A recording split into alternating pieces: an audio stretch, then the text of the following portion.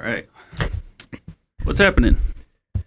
What's happening with you? We just got a workout in. You were working out for like 4 hours, Andrew. I did today, yes. Came in early, got a good solid training session, looked over at my phone. Mark's like, hey, I'm on my way in, gonna work out. I'm like, I'm like, 3/4 of the way done with mine, but I'm like, cool, I'll see you soon. Mm-hmm. He gets here, I'm finishing up, I'm pretty gassed. And he's like, hey, you wanna hop in? Meanwhile, I had my phone in my pocket, sweater, I'm getting ready to, yeah, absolutely. I want to jump in. Yeah. And then just do my arms, my lats, shoulders. Don't forget the shins. We Knees work the and shins. toes. Oh, did you guys do some tibialis raises? Tibs, yeah. Chips, Just against- big tibs. We're going to be so do. good Let looking. me show you my big old tib, baby. Yeah. Hell yeah. I know my wife won't let me leave the house with shorts anymore. She's like, you're not going anywhere. You're not going anywhere with those tibs. You get back here. Cover those things up. Put on some deadlift socks or something, But yeah, those are like, they're really hard. Just leaning up against the wall and doing sets of 25. It's brutal. Yeah, there's a lot of progression that can be made on that one. It's crazy. It's just your body weight, but it works. It feels so sore. frustrating. Mm-hmm. Because I'm like, this should be okay. Halfway through, and then a little bit after that, it's like, oh my gosh, like I'm not going to be able to, if I have to like step up a curb or something, like I'm not going to be able to lift my toes up to, oops. Isn't it so exciting though, man? It feels like good. find It's weaknesses crazy. and shit. Oh. Isn't it great? I sent Ben Patrick, the knees over toes. I sent him a picture of me with the sled, and I had like, I just stacked it up You're with psycho. as many plates as I could for some of the backwards walks. And I said, I have to overdo everything. And he was like, well, when you overdo backwards walking, he's like, all you get is stronger kneecaps. He's like, it's That's amazing. Yeah. But it's been feeling good. Everything's been working pretty good. I am making myself a little too sore because I am getting carried away with some of it, but I'm really trying to look at it day to day as just like an exercise or two to implement, which he didn't even recommend. He recommended more like almost doing certain movements almost like weekly and maybe even like twice a week.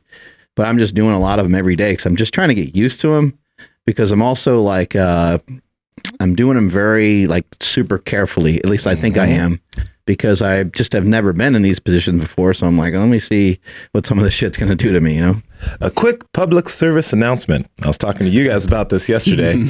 Respect all weight. Right? So yesterday was supposed to be a deadlift workout along with like a full body thing where I was going to be doing a lot of knees over toes stuff and a lot of other full body stuff. So while warming up on my deadlifts, which was the first move in the day, I put 245 on the bar because we're using 55-pound plates. Cool. Or not 245, 155. Went to 265. And this is for me, this is bitch weight. Like it's easy peasy, right? I could lift this in my sleep. I didn't respect the weight. I didn't respect my hip position at the start of the deadlift. And I kind of put my hips in a weird place, and I left the ground and I just felt a little in my lower back, like a little muscle. So yeah, there's this little muscle in my lower back that's, kind of uncomfortable, and I'm going to have to take a little bit of a break from jiu-jitsu or hard sparring and stuff. But I just say all of this to tell you guys, respect every single weight. Treat your warm-up weight like your top sets. And we say that all the time, but sometimes we just don't practice it, and we pay the price. Yeah, you just bend down, pick the weight up, and it's hard to know if any of these things are like preventable. But what it does do is it allows you to add a lot of criticism to the way that you're training or something you've done in the last couple of weeks. And you could say, maybe the way I'm sleeping on my side all the time is causing this to happen. Or maybe some of these new movements are so new to me that I should actually pay attention to all of my training since I have new movements. Maybe it's offsetting my hips or whatever it might be. Like that could be the case with you from doing all these like ass to grass lunges. Maybe it's setting your hips in some new spots, and maybe it's just challenging your body in ways that you haven't been challenged before. Yeah, no, it definitely is. And like you were saying yesterday, like you adding all these things in, I don't feel any crazy extra fatigue, but all of these new, better positions that I'm getting into, there's gonna be some give out somewhere, right? So that just means I have to be even more careful with everything I do. That's all. Just got to be even more careful. But hey, there's still a lot of things I can progress for these next few weeks. Yeah. So I'm happy. Our guest today, we're going to be talking a lot about farming, factory farming, and just food labels. We've had other guests on the show that have opened our eyes to organic, free range. Anya Fernald. Yeah, right? Yeah. And we've had a lot of great guests on share information. And the guest today, Eugene, is going to share a lot of these things with us. He talks a lot about, grass-fed cows, how, all cows are grass-fed. I've heard that before, but he has some different information on that, even because people will say grass-fed and grass-finished.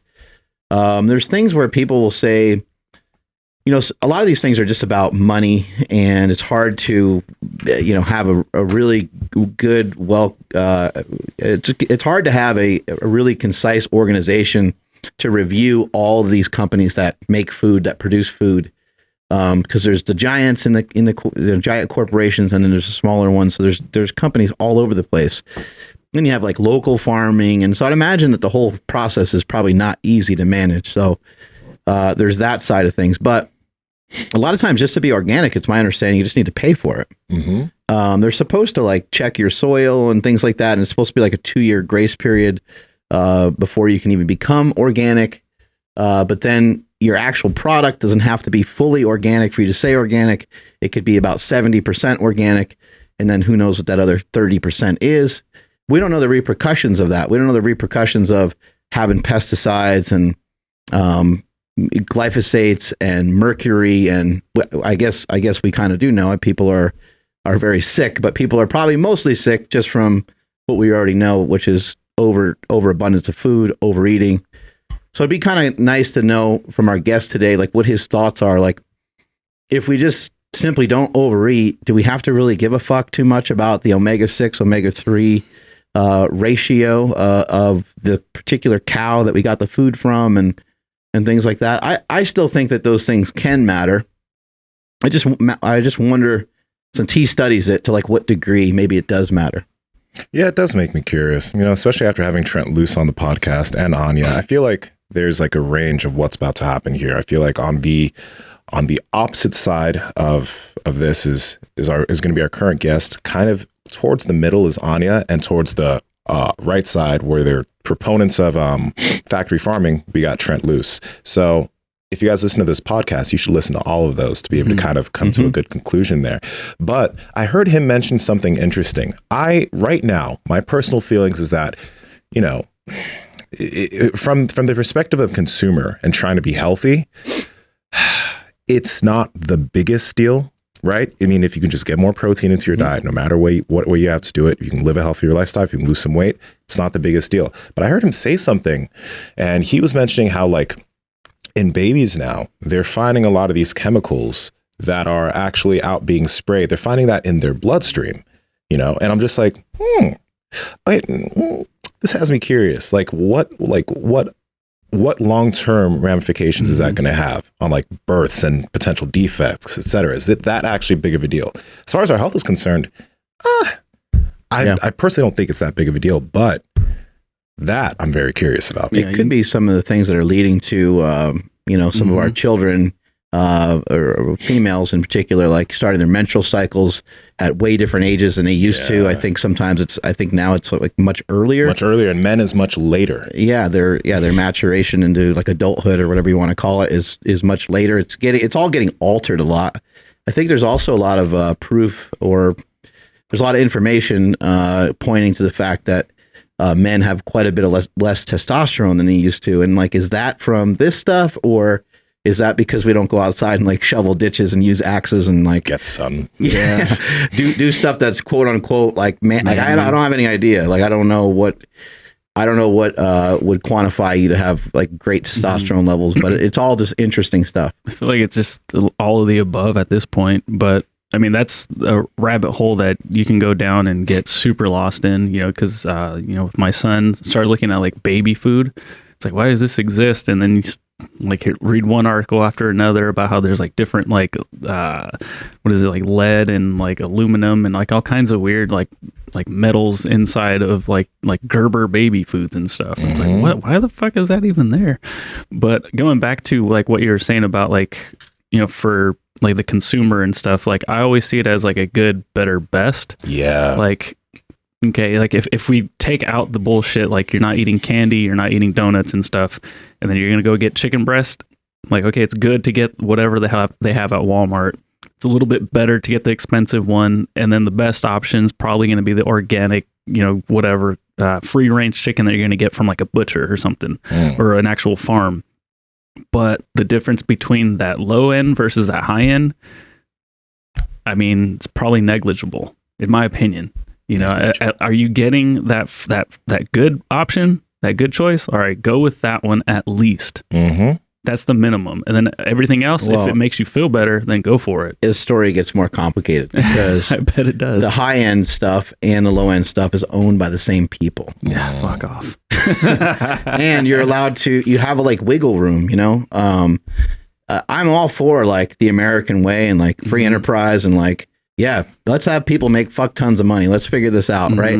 I'm all for a lot of those things, but at the same time, you know, you don't want the consumer being lied to. You know, you don't want the consumer being kind of screwed over in the end. So, I don't know. It can be frustrating because, like you're saying, you're trying to make a good decision, and you work hard for your paycheck week in, week out, and you're like, I'm gonna get this thing that's $9.99 as opposed to this thing that's $5.99, right. because I'm making a better, healthier choice for me and my family.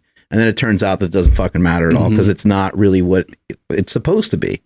It would be great if it really was what it was supposed to be, but we're going to learn today, you know, how much truth there is to some of the labeling of some of these foods. Anya told us a lot about that, but I've heard some of what he talks about, and I'm not going to ruin any of it, but there are some things that I was just like, what? Like for even free range, there's a big old asterisk and next to free range that like we don't even realize. See, and I always point back to it, but Super Size Me Too. Just it's fun to watch it because it's entertaining. I don't even know if you call it a documentary, but Spurlock, I forgot his first name, the guy that made Super Size Me, the first one, he did it again, but with making a chicken restaurant, and he basically just wants to make a healthy, quote, healthy chicken restaurant and show like what ends up happening. And Chris Bell says this all the time. You set out to film a certain type of movie, and in the middle of it changes and evolves into something else, and you film a completely different movie. Yeah. That's kind of what happened with this one. And he just kind of like he reveals like all the bullshit behind free range, non-hormone, and all this other stuff that makes you like, oh, I'm going to pay a little bit extra for that. Yeah. The only thing that Anya said when she was talking about like the bleach in the chicken, which I'm like, oh, that's what that weird gooey, like liquid that shoots out. I wonder, like when it comes to chicken, if we should just stop eating it. You know, like, it seems like it's like highly problematic. Like it seems like there's a lot of issues with chicken. Yeah, it seems like in particular, right? Whenever somebody's like grilling, they're like, oh yeah, I can cook hamburgers, I can cook steak, but I don't mess with chicken because it's salmonella. Like, no, right. Overcook the hell out of your chicken, man. But I mean, that's the thing, man. It's cheap. Right. Yeah. It's cheap. It can feed a lot of people. It's a great source of protein, especially like an entire chicken. You can throw the whole goddamn thing in the oven. Yeah. And it's really cheap, and you can live off of that for a while. It tastes damn good too, if you know how to cook it right. So yeah, it'd be great to kind of get to the bottom of a lot of this stuff. And then eggs are pretty complicated. You know, they got, you know, the free range eggs or the omega-3 eggs, and what the, you know, what the animal ate. What is fed flax seeds or whatever the fuck it's fed, you know? It's like it all gets to be very confusing very quickly, I think. Yeah. Is our guest is he from Ukraine? Yeah, originally, yeah. So I feel like I think he said he like grew up on a farm or something. Yeah, a biodynamic farm, I think it's called, which I think is just in reference to there's many animals, I think. It's funny. I think that's what that is. Yeah. It's funny, like when you picture farms, like when I pictured farm as a kid, like you think of like the farmer and he holds the freaking 3 steak thing and he has his family. You know what I'm talking about? Yeah, absolutely. He has his family and they're farming, but like overalls, right? Yeah, got a shotgun, Ford truck nearby at all times. But man, farming is not that. Farming is farming is really interesting because I'm out like in the middle of nowhere where there's like almonds and olives and there's cattle. In Dixon, California, there's all kinds of stuff out there, and I never see anybody.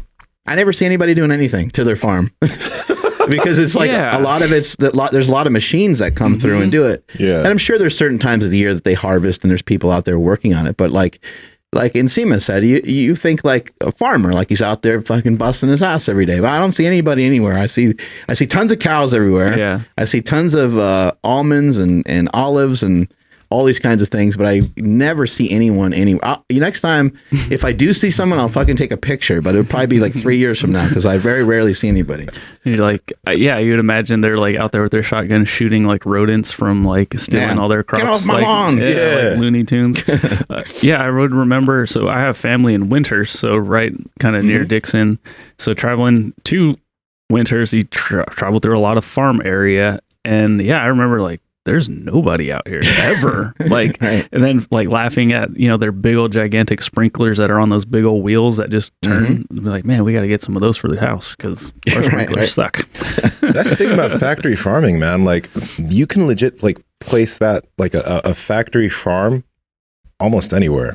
Like, you can just build that building, puck a bunch of animals in there, and go to town. Right. So I mean, it gets tough because it's like, there's a fight against factory farming, but I wonder, is that fight ever even going to be able to be run with how efficient factory farming is at churning out all of this meat and all these animals so quickly? How can you fight that? We're in for a side treat too with today's guest because he's a thinker, and I was on his podcast before, and I was telling Andrew, I was like, I said, we can kind of ask this guy anything. We can ask him, all kinds of different questions because he studies like psychology and things like that. So we're not just limited to just talking about farming and just talking about cows and stuff. So I'm pretty pumped up about being able to, go down a bunch of different rabbit holes today. This is pretty damn awesome. What did you guys talk about on his podcast? All kinds of shit. Everything. Yeah, we talked about everything. Yeah, we talked about lifting. He's also somebody who's certified by Paul Chek. Paul Chek is somebody that it's like way overdue. We need to have him like here in person at some point. Yeah. So maybe through our guest today, maybe we can figure that out because I'd love to have Paul Chek here at Super Training Gym. It's been a long time coming. He had the Chek Institute and he like certifies people, and he's just been he's a legend. He's been around forever. He's been assisting and helping people for many, many years. Good friends with our buddy Kyle Kingsbury, and Paul Chek has put together some great books and lectures and all kinds of stuff. Would you call Paul Chek like the holistic Poliquin? Yeah, right. That's kind of what I think about Paul Chek. Like he's very Poliquin-esque, except he's kind of focused on a few other different things. I like that he's weird too. He's like piling up like rocks and shit. You ever see him doing that stuff? Like, hey, whatever gives you good peace of mind. You know what I mean? I feel that. Oh man. So I mixed it's a raspberry element in some unflavored iced tea. No, you didn't. It was so good. Oh wow, that actually sounds like it's really good. Okay, I did put one little thing of sucralose in there, but other than that, that was some good ass tea. You guys always talk about mixing it with chocolate, but I tried something a little bit different, and it came out amazing. I've never purchased sucralose. I've never even used it, I think. Is it just like a sugar packet? You're naturally sweet. That's why.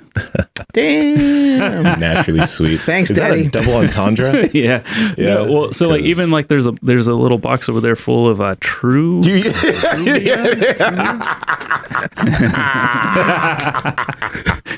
guys are silly.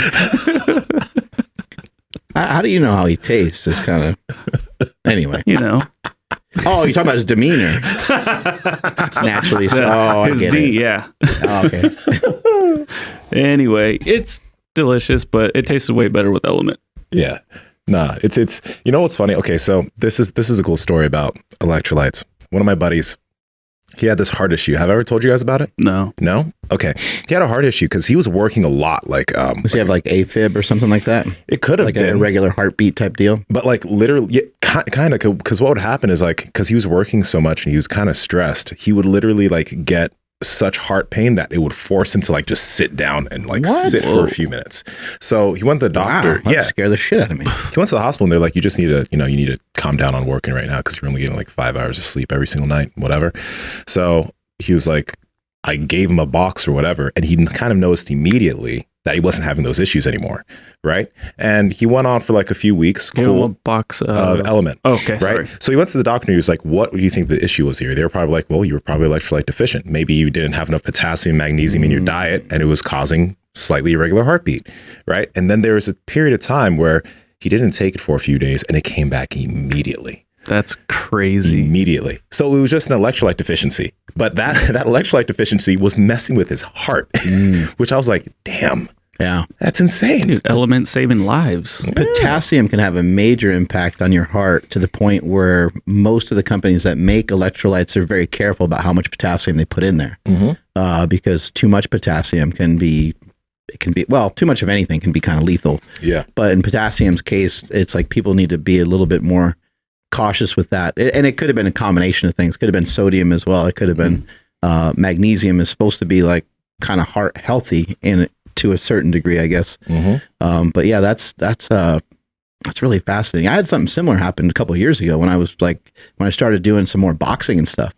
I just had like I didn't have like chest pain, but I kept getting like a weird like my left pec kept like flexing all the time. Yeah. And it was making me panic because I'm like, well, that's the side your fucking heart's on. And it was different than just a muscle spasm.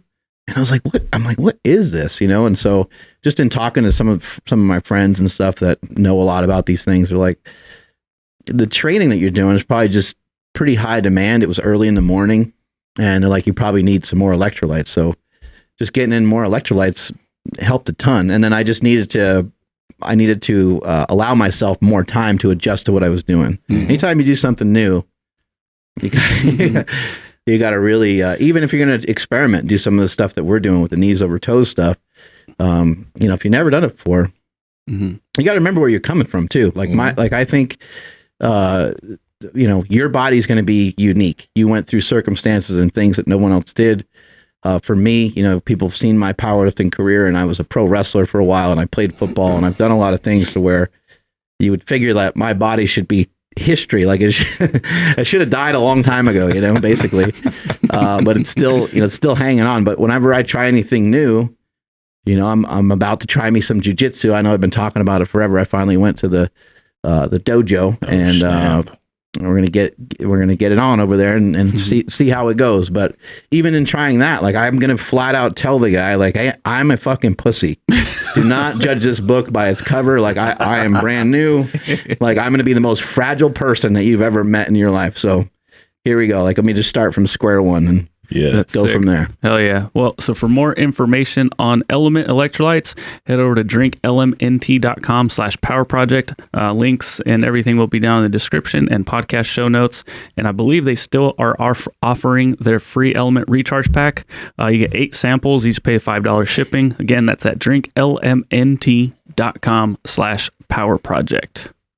Nsima, what do you think your biggest takeaway is from Ben Patrick so far? Like if you had to pick, I know you're doing multiple exercises and you're somebody that like takes shit pretty serious. Like you're like I think you're following like full program. I'm just kind of picking and choosing some different shit he showed me. But what's kind of your main take home if there would be like kind of one exercise or one thing that you think could really move the needle for a lot of other people? That ATG split squat. There's a reason why he has that as like the main movement on everything, because not only do you get a deep knee flexion, but also loaded. Ideally, after some time, you can load it. You also get deep hip extension on the opposite hip. And if you're focusing on staying upright, that can actually really improve your mobility through there. That can help out your knee, like your knee mobility. That can help out like knee problems if you have any, because you can load it over time. And like he has all the regressions and progressions for it. So if you're able to get good at that one movement, you'll probably see a lot of benefit in mobility, number one, because you're now loading that, right? You're loading that through space. So you're not just getting flexible and mobile, but you're getting strong in that range. And yeah, that'll have a lot of good carryover to hip mobility in terms of like deadlifting, squatting. You ended up with multiple benefits. I mean, you're stretching the Achilles tendon on both sides, on both your left and your right. It's also a good amount of ankle mobility. Yeah, ankle mobility within there too. Calves, hips, your hip flexor, the other side, the side that you have, I guess, back, your glute is flexing. Yeah, your glute has to flex to put your hip into glute extension. Activation. Keep you upright. Are you doing like reps with that with any sort of weight or? Yeah. I have kettlebells now. I'm using kettlebells with it. Yeah. And pretty much you just stay on one leg and you go down, you get deep into that position, you come back up, you get deep into that position. So I'm usually doing sets of like 5 to 8 on each leg. But this is the really cool thing about it. I don't know if you guys have seen videos of like Ben doing side splits or whatever. Yeah. Mm-hmm. The reason why he's able to get into those positions so he's easily, a maniac. Yeah, but the reason why he's able to get into those positions is because he's loading himself. Mm-hmm. Like with all of these movements, there's doing it with body weight, then there's loading through these, and then that load helps you get deeper and deeper into these positions while maintaining strength in these positions, right? I think I've been able to achieve somewhat of that because I do all this flexibility and mobility training, but then I also lift. Right. So I don't lift and do those things at the same time, but that lifting helps me maintain strength in deep positions. Right. But he's putting that together in what he does. So that ATG split squat's like a deep mobilization along with loading with strength. Right. So you're getting strong through those really weird looking deep positions and you're able to be really strong and flexible in them too. So it's not anything. Awesome. It's not anything where you need like a lot of weight either. I mean, you're just holding some kettlebells. I mean, you're a strong dude, so you can probably handle some weight, but people that are listening, like just try some of this stuff. Use kind of a more partial range of motion at first if you're new or if anything hurts. Yeah.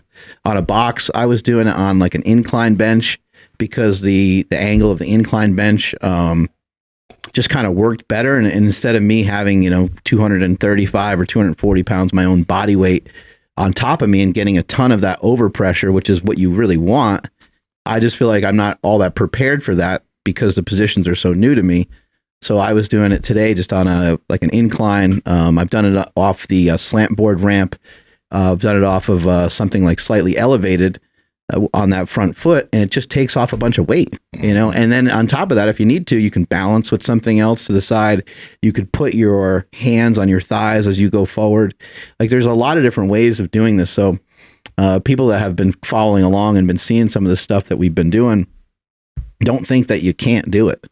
There's ways of doing it. And the main thing that I learned from doing this is that I'm a lot smarter than Ben Patrick. I can't wait to see him because I got so many different things to talk to him about. Now, on a more serious note, he talks a lot about progressions, right? And he talks about going from here to here. And he's super excited about that because he loves fucking dunking a basketball. And his end result is, or his goal is, he wants to be able to dunk and be able to be proficient with jumping and landing and all those things. But I do think there's a lot of room to find more regressions so that you open up you open up how many people want to do it. Because how many people give a fuck about dunking a basketball? Not that many people care. A lot of people do, right? A lot of people do want to do that. But more people would rather just be like, yeah, I wish my knees were just springy as fuck. And I wish that they never hurt. I wish my knees were never an issue. So I had a bunch of different things that I was thinking about. One of them being just going to a chin-up bar and placing a band through the chin-up bar and then using the band as like a harness and put it around your body. Or you could set this up in any sort of rack.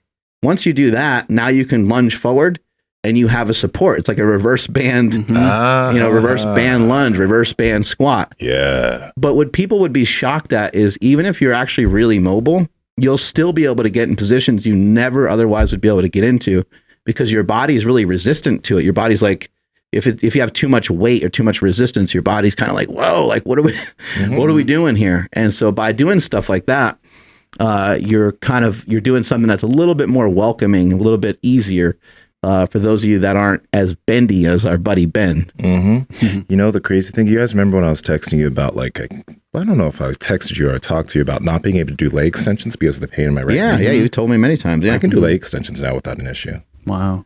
That's fucking crazy. Remember my thing. You're gonna win all the ass kicking contests now. But you remember when I was like, I can barely do 50-pound single leg extensions because it would mess with my knee, right? I can do those now. And that's the thing. That's the crazy fact that the connective tissues are actually getting stronger because of this shit. It's insane. Yeah. They can get better. Yeah. I towed the Tank M1. I love that damn tank. That thing's amazing. On Saturday, I towed it walking backwards for 20 minutes, and that crushed me. Damn. But it was awesome. Well, because I'm not supposed to do like my normal cardio, which is on a treadmill. So I'm like, how can I still get my cardio in without it being like I don't mind walking. I like walking, but like because of who we are, we're like I want a little bit more of a challenge. So I just strapped the tank to my body, and then I just walked backwards, listened to an audiobook, and then it's like. I got notifications in my ear and stuff, but I did 10 minutes backwards, 10 minutes forwards, 10 minutes backwards, 10 minutes forwards. Did it for a mile. And it like when Ben was talking about, when you get a pump in your quads and like you can just keep going and you don't feel like you're going to get hurt. And I was like, oh, that's what he was talking about. That is such an awesome exercise. It is really interesting. Yeah. Having a pump and then not feeling like the joints around it hurt any longer. Yeah. That is strange. It's so weird. I mean, it's great. Yeah, it's great that it works that way, right? Yeah. But think about like so many things that like you just did, so many things you can add backwards walking to. Like I was doing the some kettlebell carries with one arm, right, for ab work, and I was like, why don't I just do this backwards too? So I'd walk forward, walk backwards, walk forward, walk backwards with it. There's so many things you can add to that with exercise, even fucking farmers walks, farmers carries with like 2 dumbbells or 2 kettlebells. Right. You could walk forwards and you could also be careful, but you can also walk backwards, right? There's going to be some benefit there. There's going to be some carryover. Yeah. I've been reading some of the comments on like the Ben Patrick videos that we put out. People saying like, whoa, I've been doing that for a long time. I guess I was onto something. Like, it's people being like, no, it absolutely does feel better to walk uphill backwards. Like everyone looks at me weird, but I'm like, hey, this just feels better. I don't know why. And it's like, here is Ben Patrick being like, no, that's what you should be doing. It's freaking awesome. Yeah, you just gotta be careful you don't fucking wipe out. Yeah. We don't want that to happen. Cool. Let's get Eugene on. Flexing them triceps. Be careful, dude. Oh, Who check what? that out. Who is on here that flexed the entire time? Was that my buddy Mike, right? He was flexing the whole time, flexing his pecs. I don't remember. He might have been. And hey, what's up, guys? hey, there we go. Sorry to interrupt. Give me a sec. Let me fix this camera thing. Yeah, you're a little sideways there for a second. There we go. Does that work? It works good. Absolutely, Cool. Works great. Hey, what's up, Mark? Andrew, good to meet you. Hey. Is it Good to see you Nsima? Nice to meet you. I'm Andrew. I look a little bit different than that guy. Oh, Andrew. Okay, wrong guy. Sorry. Mike, Mark, Andrew. Okay, I got you. Moment of awkward silence. Nsima. That's okay. Yeah. His name is Nsima. Nsima. Nsima. Okay, There we now go. I got it right. There we Okay, go. so from now on, I will remember the names. Nsima, Andrew, and Mark. Okay. You confused me. I was like, wait, what? Yeah. We're all good. Great to have you on the show today. It's we talk a lot about nutrition. We talk a lot about training. We talk a lot specifically about like what we eat and how we can be healthier and stuff. And we're big proponents of just trying to make the best healthy choices that we can. But as with a lot of the things that you've researched, we kind of find out that it's more difficult to find high quality food that isn't riddled with potential problems. What are some of the maybe like key things that you've kind of discovered that you come across that have been shocking, that will shock some of our guests today, or some of the people that are listening today, that you've seen when it comes to grass-fed labels, grass-finished, organic, things of this nature that we think we're paying more money and we think that we've gotten that taken care of. We're like, oh, good, I made a really good choice. What are some things that we should be looking out for with some of those things? Yeah, so with the grass-fed label, I guess I'll just cover some very basic, like well-known things in the beginning, just to kind of lay the foundation and kind of dive into like things that aren't too well-known, but things that people kind of fall for like very, very often. I fell for it for many years myself. So it's important with like the grass-fed label claim to understand that, like first and foremost, like all cattle are grass-fed, and it doesn't really say too much when you see the grass-fed label in the sense that like throughout like 80% of a typical cattle's life, they do spend on pasture. But then for the last like 20% or so, like 99% of them are typically sent to like what's referred to as a feedlot. And they're fed like basically like a non-species specific diet of grains, because it's a pound per pound industry. So obviously the more pounds you get on the animal, the more money you'll be able to make, and the faster you'll be able to finish them. The turnaround is faster, et cetera, et cetera. So like a lot of times when you see the grass-fed label claim, it doesn't really mean much because most of the time it's just like grass-fed and grain finished.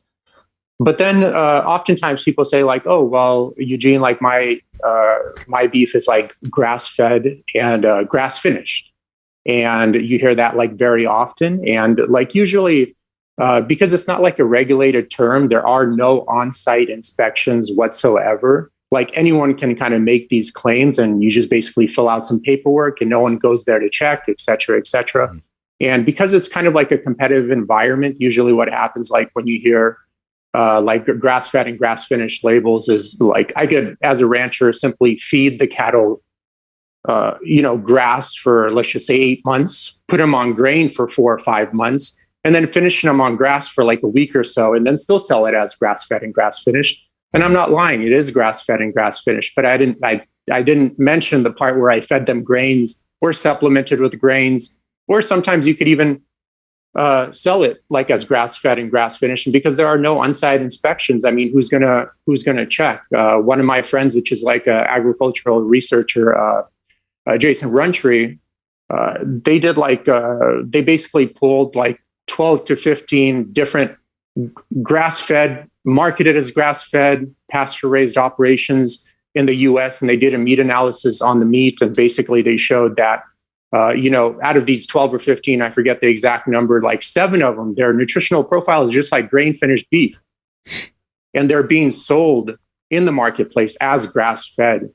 And oftentimes you could even go to the grocery store, like any grocery store, and just look at the grass-fed beef they're selling. I mean, like, what do you see? You see like red meat that has like white fat on it. That's like a dead giveaway that it's basically grain-finished meat. And it says like grass-fed on it. So typically what the color you want to look for legitimate like grass-fed beef is like a deep burgundy red, if not almost like purple. And like the fat should be yellow and like very squishy.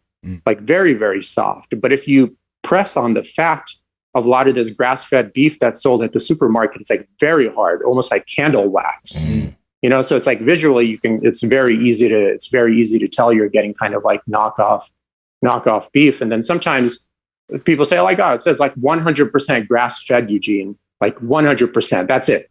It's 100% grass-fed. But I could be like a rancher and simply and I actually fell for this one. I bought 100% grass-fed beef from like a high-end supermarket for the longest time. And one day I just called the company. I'm like, oh, like, what do you guys like? How do your guys' operations work, et cetera, et cetera? And they didn't lie. They're like, oh, we raise them on pasture, but at the end we send them to like a feedlot where we feed them grass pellets. And it depends on like how they make the grass pellets, but oftentimes to help like preserve the pellets, they put like LA into the pellet. Basically LA is found in the grain. It's omega-6. And when it's digested by the animal, it's broken down to the AA, arachidonic acid, which is a potent pro-inflammatory. So that's what makes the omega-6 kind of shoot way up in relation. You hear a lot of people with grass-fed claims talking about the omega-3 to omega-6 ratio. Basically, when the cattle eat grain, because it's not a species-specific diet for that animal, it causes the omega-6 to shoot way up in relation to omega-3.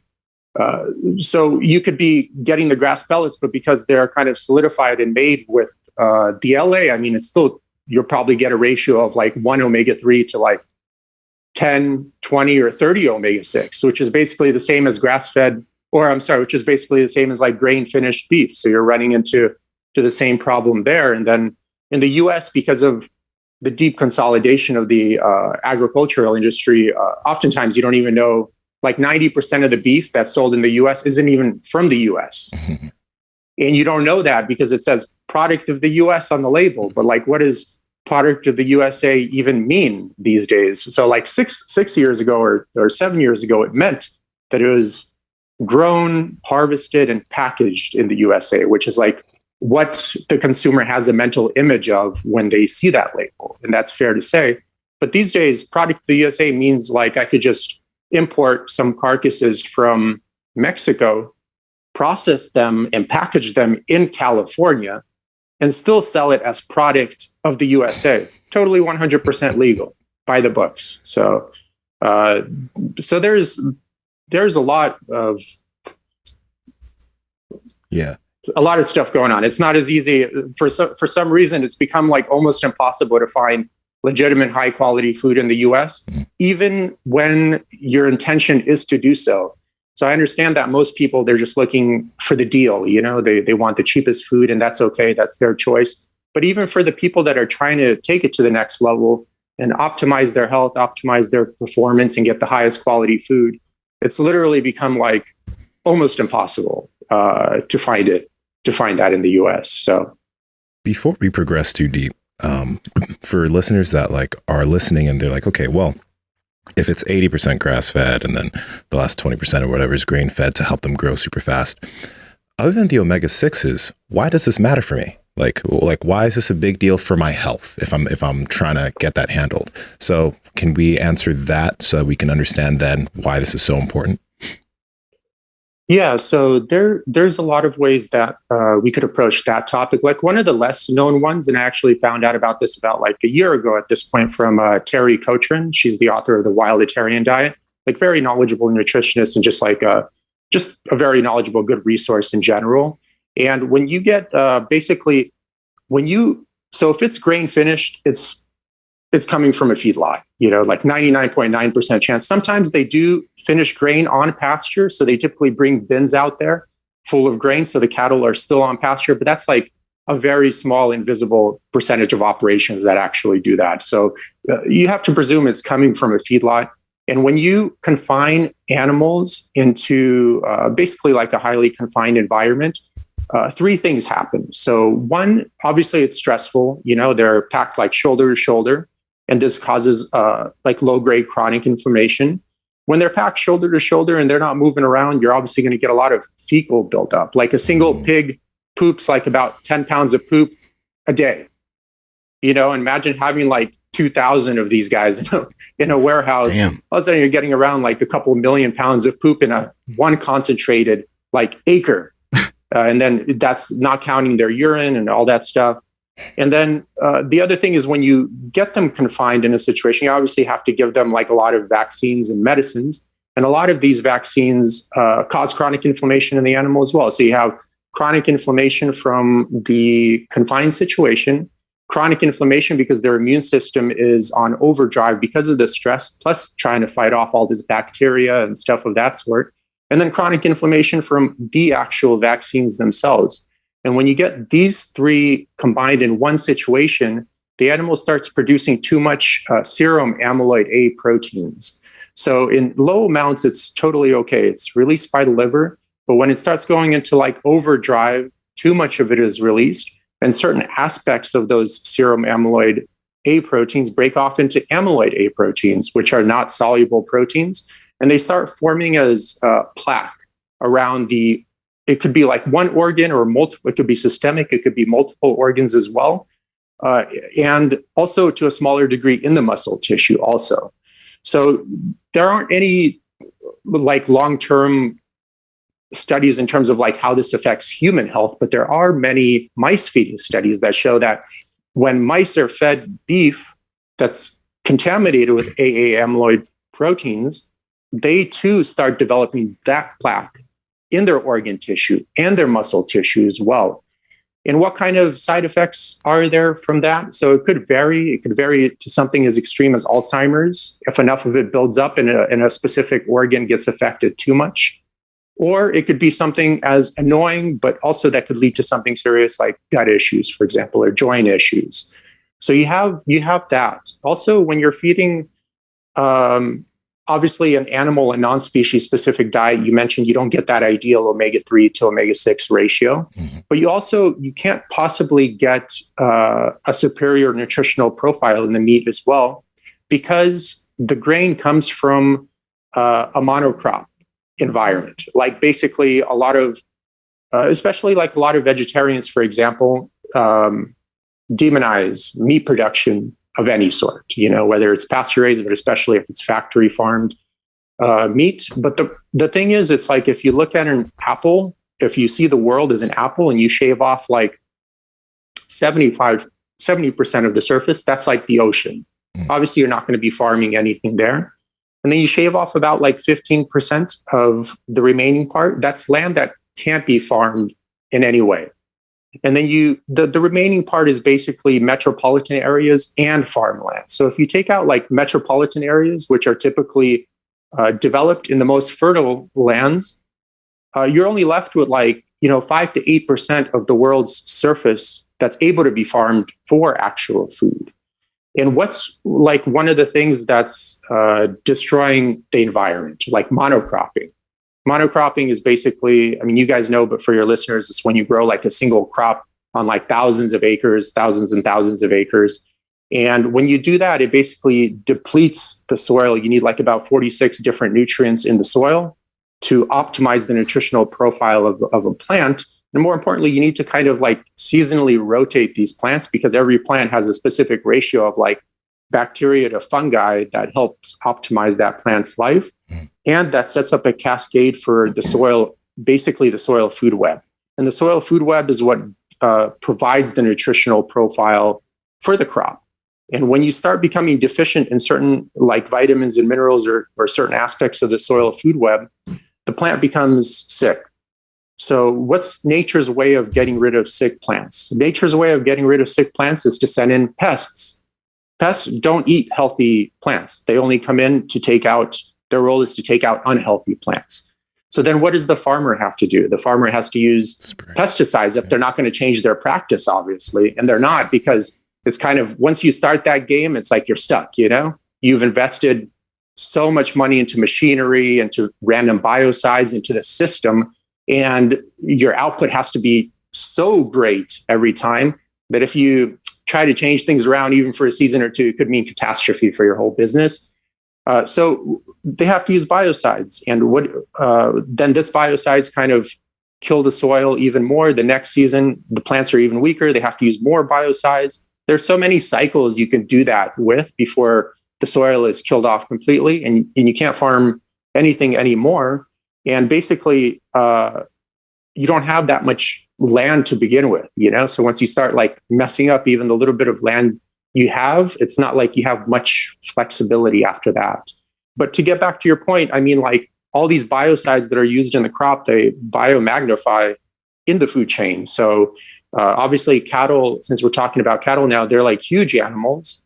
You need like basically like 40 pounds, 30 to 40 pounds of grain and about like 120 pounds of grass to add 1 pound of meat onto the animal. So if like, even if they're pasture raised and they're on grass, but they're using a lot of synthetic fertilizers to grow or other chemicals to grow this grass, that's going to make it into the nutritional profile of the meat. The average newborn in America is already born with trace amounts of 200 different chemicals in their body.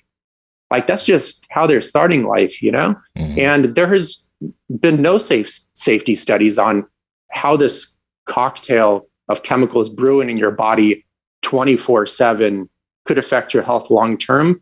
But now, since 1 out of every 2 Americans will develop cancer in their lifetime, and half of those will die from it. Wait, seriously? I presume that's probably contributing to that problem.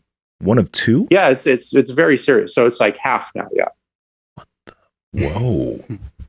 Yeah, it's mind-boggling. There's that.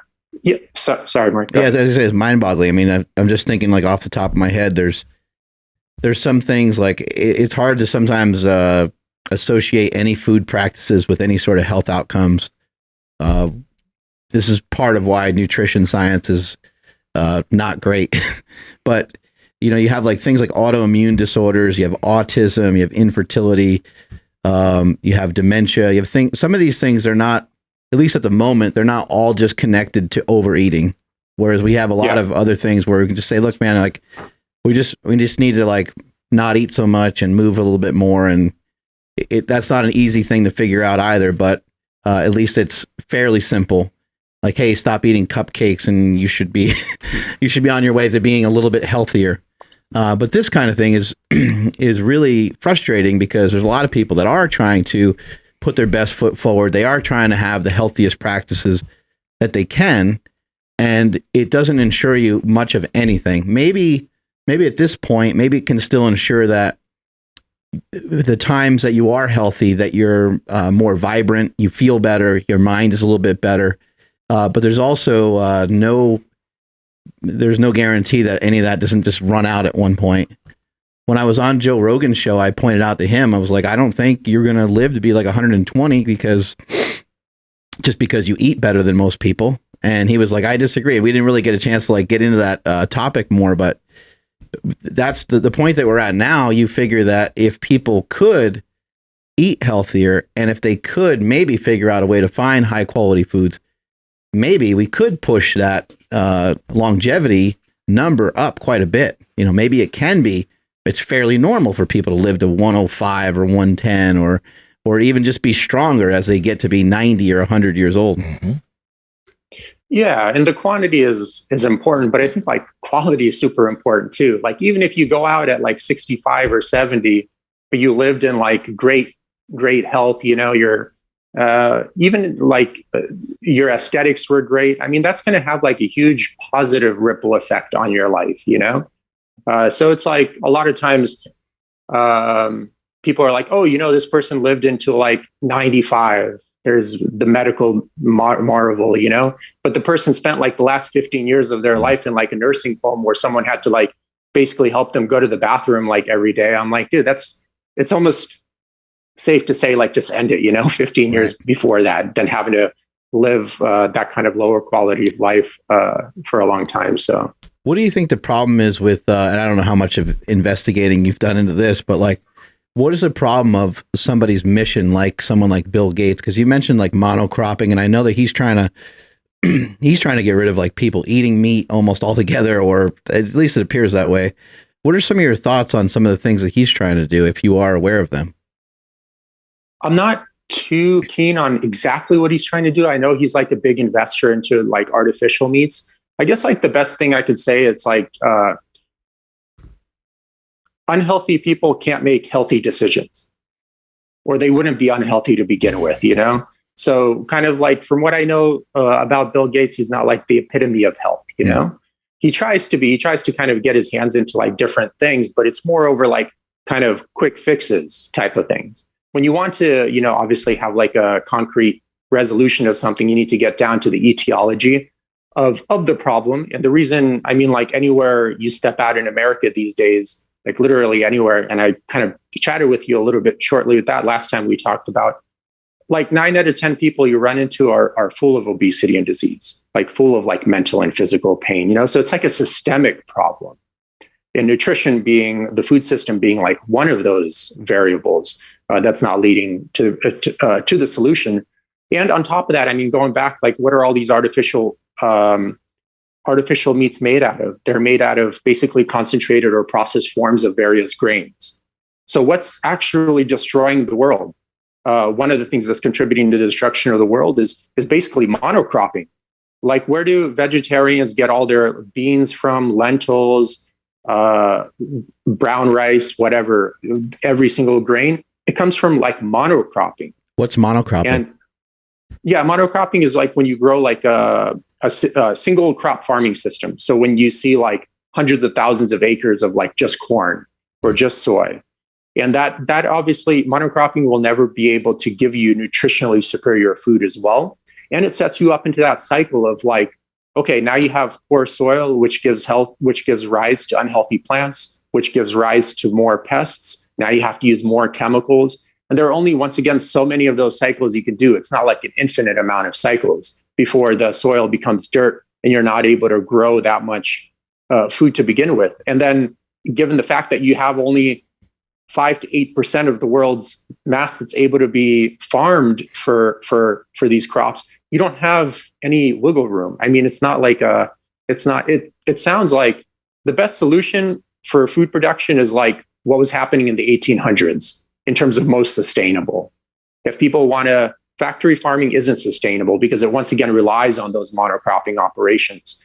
But like a pasture-raised operation that, like for instance with cattle, that's feeding the cattle nothing but grass, which is growing on the ground and humans can't digest and break down anyways, you don't have to grow like millions of acres of grains to do that. And then on top of that, in terms of the sustainability of it, I mean, if you go back to the 1800s, basically before all of the bison herds were killed off, you had, I mean, arguably between 60 million to 100 million bison roaming America that wasn't farmed, that was self-sustaining, and that, if anything, rejuvenated the ground, etc., by bringing the carbon back into the ground, improving the fungal health of the ground, etc., etc. So, like, if you just brought those herds back and just killed, like, I don't know, like 25 to 50% of them every year for food production, I mean, even to this day, the average American will still get 57 pounds. Every American will still get 57 pounds of high quality, like pasture-raised meat per year, just from that one source. And then if you throw in like wild fish, throw in like a bunch of regenerative farms, and maybe throw in like a few confined operations here and there, but make sure you're feeding the animals their species-specific diet. So in this case, the cattle would be fed like actual grass, alfalfa, other forage, and you'll be set to go. And it's way more, it's just way more fair for the animals, way more fair for the workforce as well, way more fair for the planet, et cetera, et cetera. But maybe not too fair for the guys at the top that own all these factory farms, you know? Yeah. You know, on the idea of sustainability that you were talking about, because you know much more about this than I have any idea of. So I'm curious, because like, aren't there certain pesticides that allow us to use soil that would typically be, you know, we would not be able to use to grow crops? Aren't there certain pesticides that make that soil usable to an extent to grow certain crops? And is that of benefit? Or do you see that as being, again, like a quick fix, like you just mentioned? Like when we look at some of these things, wouldn't there be some that are beneficial, right? And it's not like all Monsanto BS, right? Yeah, so I don't know exactly which ones. I'm not too big into chemical agriculture, so I'm not sure exactly which chemicals could be used to make a soil like more fertile and then grow, et cetera, et cetera.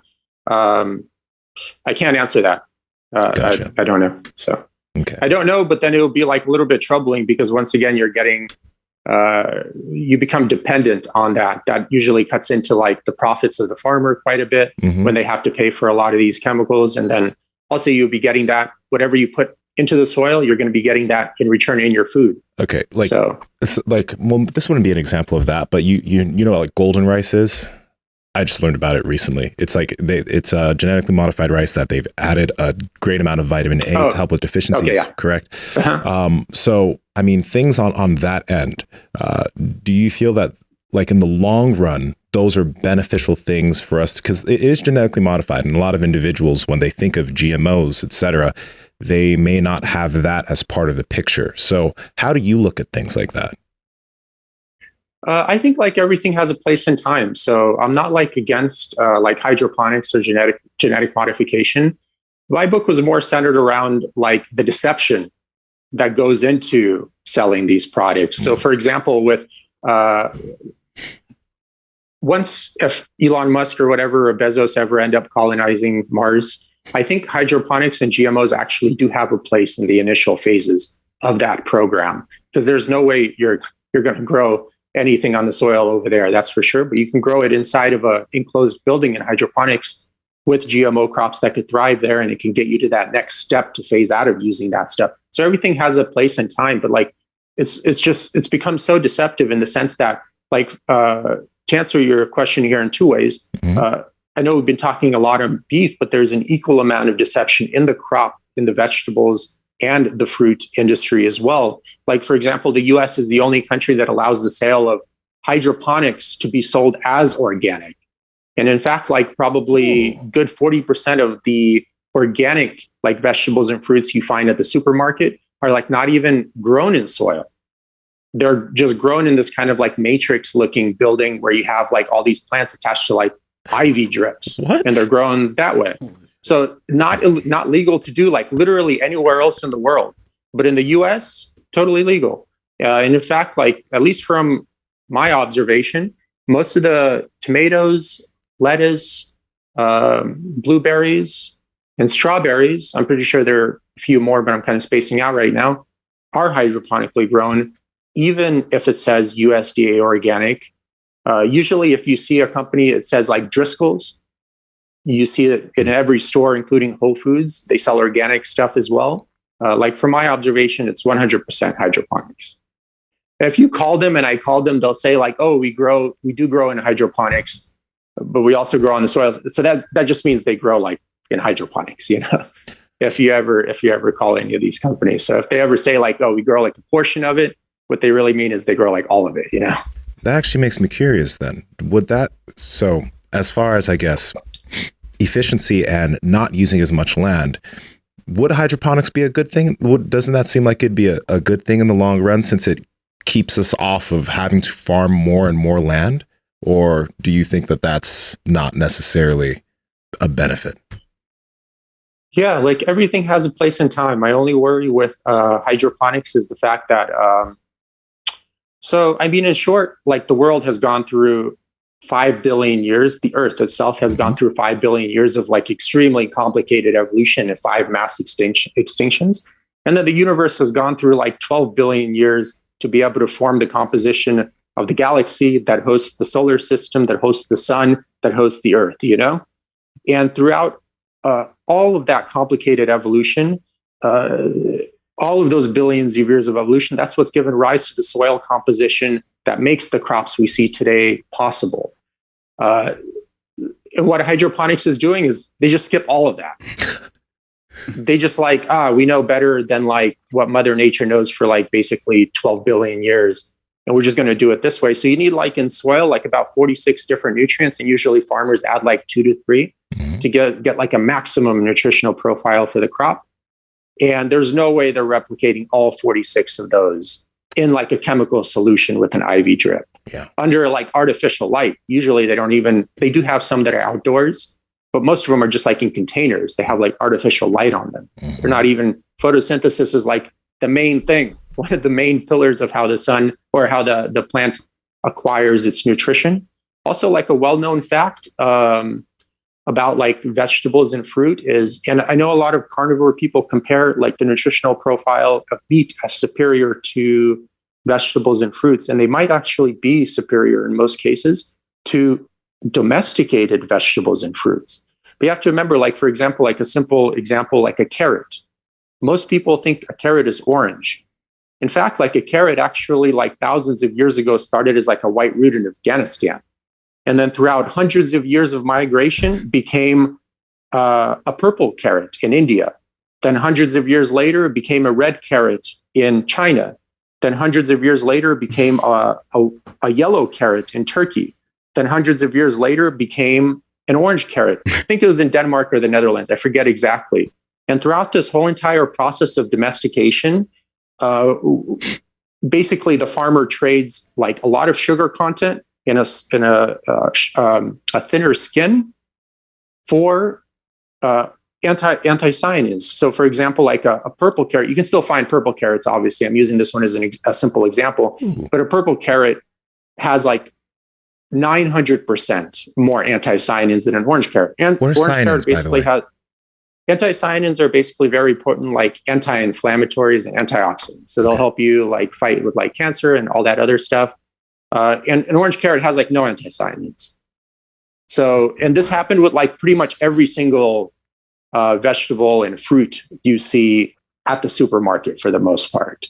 And a lot of people think that's just how, like, for example, with spinach, it's seen as like a superfood, obviously. Like even that Popeye, that cartoon character had the spinach. That's what made his arms like, or forearms at least, super huge. Didn't have too big of an effect on his biceps and triceps. That's okay. Maybe he just needed a different program. It was the wrong program. He had bad periodization programs.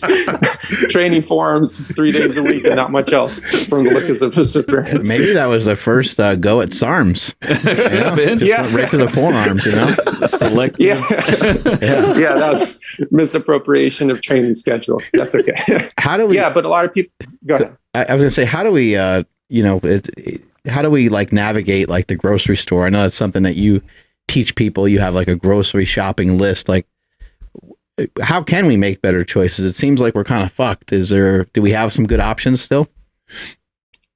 Yeah. So, I mean, going back to that, the grocery store, the vegetables and fruits are kind of tough because on top of, so yeah, really quick with the spinach, just to make a good point, because this stuff's for free and anyone can have it. Like dandelion leaves have hundreds of percentage points more of every nutrient that spinach has. And dandelions are like for free, like pretty much growing anywhere. I eat most of those, and luckily just nature farms it for you. That's the best part with wild crops. You don't even need to attend to it. And it's 100% sustainable because nature always knows how to sustain itself all the time. How do you eat them? That's the shit that like blows around all over the place. Yeah, Right? dandelion leaves? Yes, I just eat them. Are you going to choke Just on find them? dandelions and just Yeah, I mean, you don't want to eat like the yellow part, the leaves. The leaves you want to eat. You can eat those; they're completely fine. Yeah, and they're free, and they're like way more nutritionally dense than spinach will ever be. And the problem with supermarket stuff is if they're selling it at the supermarket, it's already coming from a monocrop farm. If they're selling it at that level, so you run into all those problems we talked about in terms of the nutritional deficiencies there. Usually, also they pick the crop before it ripens, so it could look fresh in the store. And the ripening process is how it attains all its nutrition. So you're getting a crop that has been filtered down over thousands of years of farming in terms of selective breeding. So you lose a lot of nutrition there. On top of that, they're growing it in a monocrop environment. On top of that, they're also picking it before it ripens. And then on top of that, it also sits at the supermarket for like a week or two before you pick it up. And then it sits at your home for like a few days before you eat it. So just like with animals, as you pick the crop out of the roots, it starts losing its nutritional profile due to decay day after day after day, et cetera. And the funny thing is that I learned from Dan Kittredge, he's a really good figure in the sustainable agricultural industry as well, is like, you'll typically find actually higher nutritionally profile vegetables and fruit at Walmart as compared to Whole Food. Yeah, ironically, because if you go to Walmart, Walmart and you go to Whole Foods, you'll see they're the same exact companies. So like when I was in California, it was Cal's Organics. Cal's Organics was what they sold at Whole Foods, and Cal's Organics was exactly what they sold at Walmart. And they come from the same exact farms. It's not like the same company, but different farms. They come from the same exact fields. But the issue with Whole Foods was that they have a much slower logistics process than Walmart, which has a much faster turnaround. So there's a higher chance of you getting much fresher produce at Walmart versus Whole Foods, for example. So there's that aspect. So you can see it's kind of like how silly it's become in terms of like, dude, I just want high quality food. And it should be like an easier request, but it's become like extremely, extremely difficult when even a person's intention is to source high quality food. And so that's just two examples with the beef and the crops, you know? So how do we navigate the grocery store? The answer is don't go to the grocery store. The answer is to raise your own cattle, to have your own, have your own crops, probably, right? To have your own, vegetable garden and so on. No, the average person doesn't have to do that. There are a lot of great, they can check out a website called AmericanGrassFed.org. It's probably the most credible third-party certifier of pasture-raised animals, but specifically grass-fed beef. They can scroll down to the bottom of the website and it has an interactive map. You click on that map and it shows you every state, and you'll see there are hundreds of pasture-raised operations that have actually had on-site inspections, which doesn't happen ever. Like anyone can claim grass-fed beef and no one's going to hold them legally liable for that. But if they're American Grass-Fed Association certified, they go through an on-site inspection, yearly inspections, and also random audits as well. So they could go work on a ranch like I did. I worked at 5 Bar Beef in Southern California. So Frank Fitzpatrick, he's been a regenerative rancher for like 30 years or 40 years maybe. And his cattle are basically just wild cattle. Like what he did was he started this herd 30 years ago, and he just let the cattle do what they do. And whichever cattle died out, he just let them die out. He didn't treat them. And the ones that survived were able to thrive and have kids that also survived in that environment. So he doesn't use any medicine, any vaccines, no beta agonists, no steroids, no antibiotics. They eat just grass all the time. He doesn't even clip his bulls, which is very rare. So the testosterone content in the meat is higher. He doesn't dehorn the bulls either. So I volunteered there for like over a year, and he actually taught me like a lot of the information I'm sharing with you today to help speed up. And Carrie Balcom, she's one of the founders of American Grass-Fed Association. She taught me like more over the legal side of all these claims and stuff of that sort. And so they can check out that website, and they can order from there, and you get it in 2 days. So you can pick, the ranch also doesn't have to be near you. They ship to you. And there is obviously a shipping fee. Usually it's like $10. But look at it this way. Like, first of all, I don't even have a car, and I just get all my food delivered to my house. And usually how I do it is I order for like a few weeks at a time, so you can economize that $10 shipping. And you can get way higher quality meat than you'll ever find at the supermarket.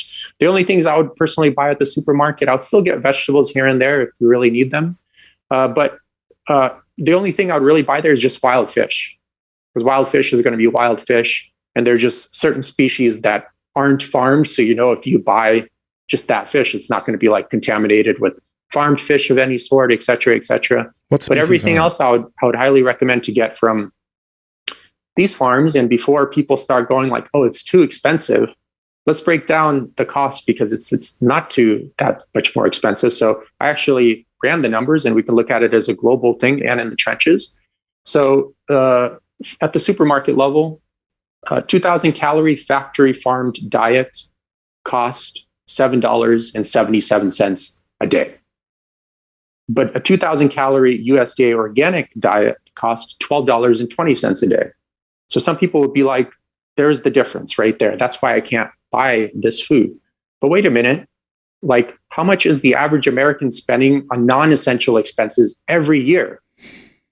The average American is spending anywhere between $8,000 to $15,000 a year on non-essential expenses. This includes alcohol, going out with coworkers for food, subscription services, a smartphone that they definitely don't need, but they're paying a premium for, designer jeans, et cetera, et cetera. An organic diet will cost you, for a 2,000 calorie diet, will cost you like $3,000 to $4,000 a year. And you're saying you don't have $3,000 to $4,000 a year to invest in your own happiness and aesthetic body and health as well. But you do have $8,000 to $15,000 a year to invest in all this BS that's literally adding zero value to your life long term. Come on, man, you're killing everybody. In fact, it's decreasing. They're killing themselves with these decisions. Right. I'm not killing them. They're doing the work for me. Yeah. So there's that aspect, and then the also look, the average American is spending $5,000 to $7,000 a year on medical expenses for obesity, directly related to the nutrition. That already is your organic diet, right there.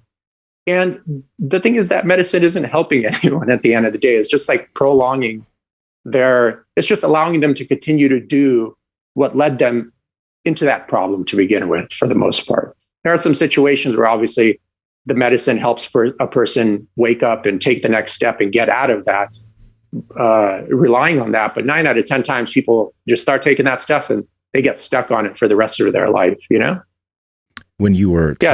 Oh, go ahead. Go ahead. When you were talking about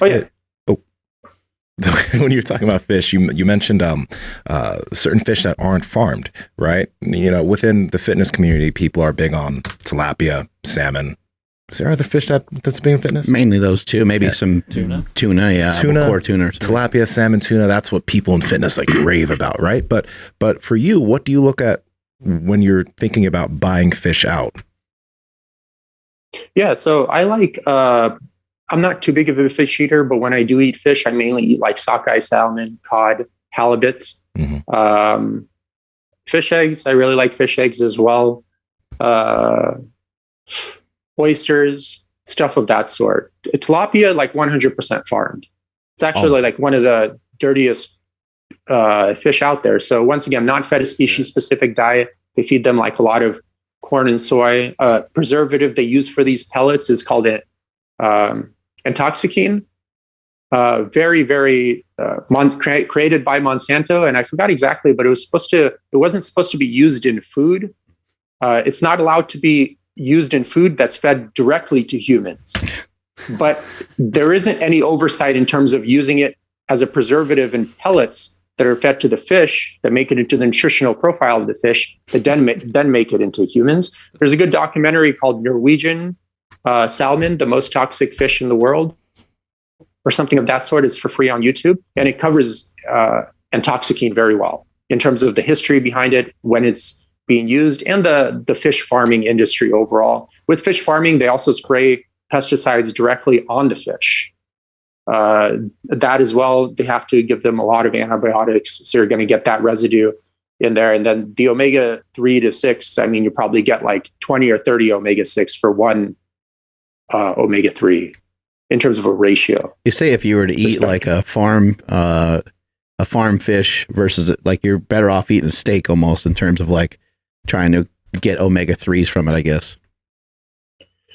Yeah, so I don't know. I'm more familiar with the ratios. I don't know the exact like quantities. Right. I know that documentary does list quite a bit of studies on it. I'm sure they list the quantity of omega-3 and the quantity of omega-6 there. I forget the exact quantities off the top of my head. It's not ideal for many reasons, because also, I mean, when you look at the amount of destruction that so fish farms or aquaponics could be on land. They could be on the shore. They could be like deep out at sea. Usually they're kind of like on the shore somewhere, like near some kind of metropolitan area or something of that sort. And they like do like heavy contamination on any of those ravines. In fact, like on the documentary, they showed like in Norway, like they have just a bunch of different streams of water, and wherever these fish farms were, like basically like all the fish died in like all those acres and acres of ravine, outside of just that operation, because typically they have like 1 million of these fish in like a crate, basically like a net. And then below that crate, you have like a mountain of feces that forms. And it's kind of probably 20 meters deep, just to give you an idea. It's not like small or anything. And then all that fecal material gets into the water, obviously, and contaminates the water, and then contaminates all the fish in that area. And then it's not a sustainable practice, because once again, they rely on these monocropping grain operations. A lot of people are like, or vegetarians, for example, are like, oh, you see like all these Amazon fires or whatever, they're making room because these animals need that food, but animals don't need that food. In fact, they don't thrive on that food. They get very sick. And remember, like, you can look at it two ways, but a Native American perspective is if you eat the flesh of a miserable animal, you too become miserable. But then on top of that, in terms of the, I'm kind of spacing out here, the amyloid buildup, you could objectively prove that stress affects your health as well. So it's just not a good practice. People think they're saving money up front, but they're not. And sometimes, like, I used to give grocery store tours, like people are like, oh, I've been eating this factory farm food my whole life and I feel completely fine. Like, meanwhile, the guy's like 30% body fat on like 2 different medications and only like 35. So people's understanding of what healthy even is completely delusional these days, because actually that obese person that's on 2 prescription medications might ironically actually be the healthiest person in his office, as sad as it is. So, and in his perspective, he's like, yeah, I am healthy. But once again, I think there needs to be a huge overhaul in terms of especially the core priorities of the American mindset, because if you just step out literally anywhere in America, like I mentioned, like 9 out of 10 people are full of obesity and disease and full of mental and physical pain. So something's not working in that set of core values to lead to happiness in that person's life. Going back to, I don't know if like this was well known when you mentioned 1 of 2 people will end up having cancer. I don't know if that's an age group or if that's just nowadays in America, but how much of a link do you think that is to all of this? I mean, when we talk about health on this podcast, we talk about also lifestyle. You know, a lot of people are living in boxes. They're going from box to box. They're not getting sun. They're not exercising. Outside of even just like eating these, they're eating a standard American diet, right? But now let's say that people are making healthier choices. They're trying to drop body fat, etc., right? In terms of what we're talking about here, do you think that there are a lot of direct links to what's going on with the, you know, buying those types of meats, those types of crops, and this increase in cancer rates?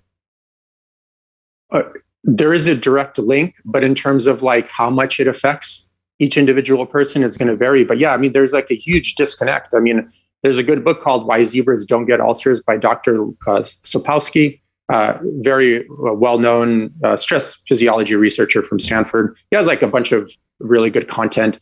I read all his books. Like great guy. Actually responds to emails too, believe it or not. Just like Mark, you know, popular as well, but still responds to emails, which is very kind of him to do that with his busy schedule. But I mean, look at the how has the person evolved to function? You know, how has the central nervous system evolved to function? I mean, the optimal situation would be like huge, like small stressful periods in your life followed by valleys of like literally nothing going on. So like you're in, let's say, Europe a long time ago as a hunter-gatherer. You go hunt a mammoth, it would obviously be very stressful for that hour. You might like lose a guy in your tribe. And then there's literally nothing that happens for a few months.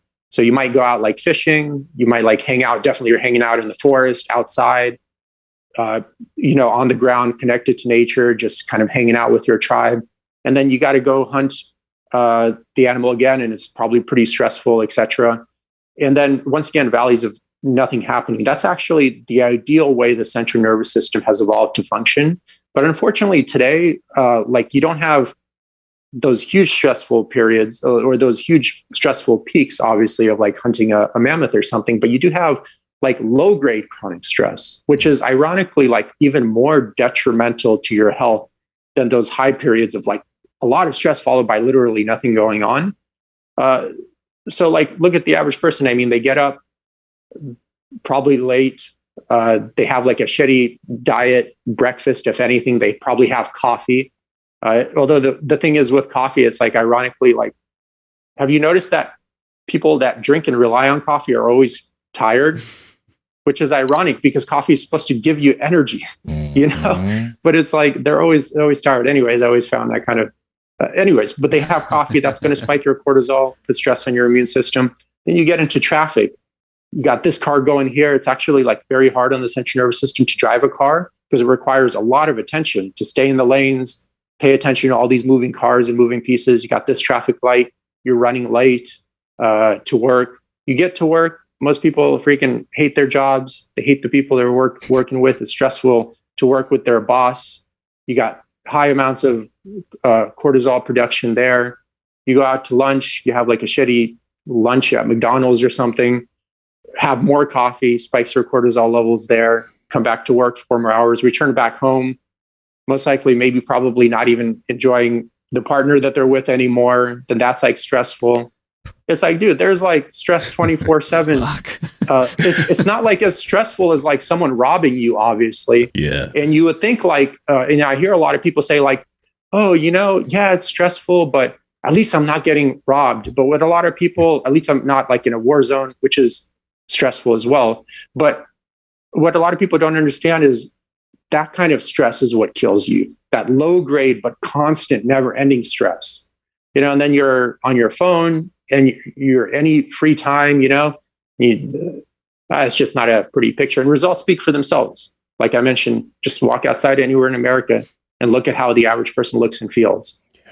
And there you go. So yeah, it's whenever anyone in the health industry tells you like, oh, just change this one variable and your health will improve, you probably just have to run away at that point. Because it's usually going to take like a holistic approach to really see like lasting change in your health. So what do you think is problematic about coffee, and how can people that love coffee, how can they still maybe continue to drink it?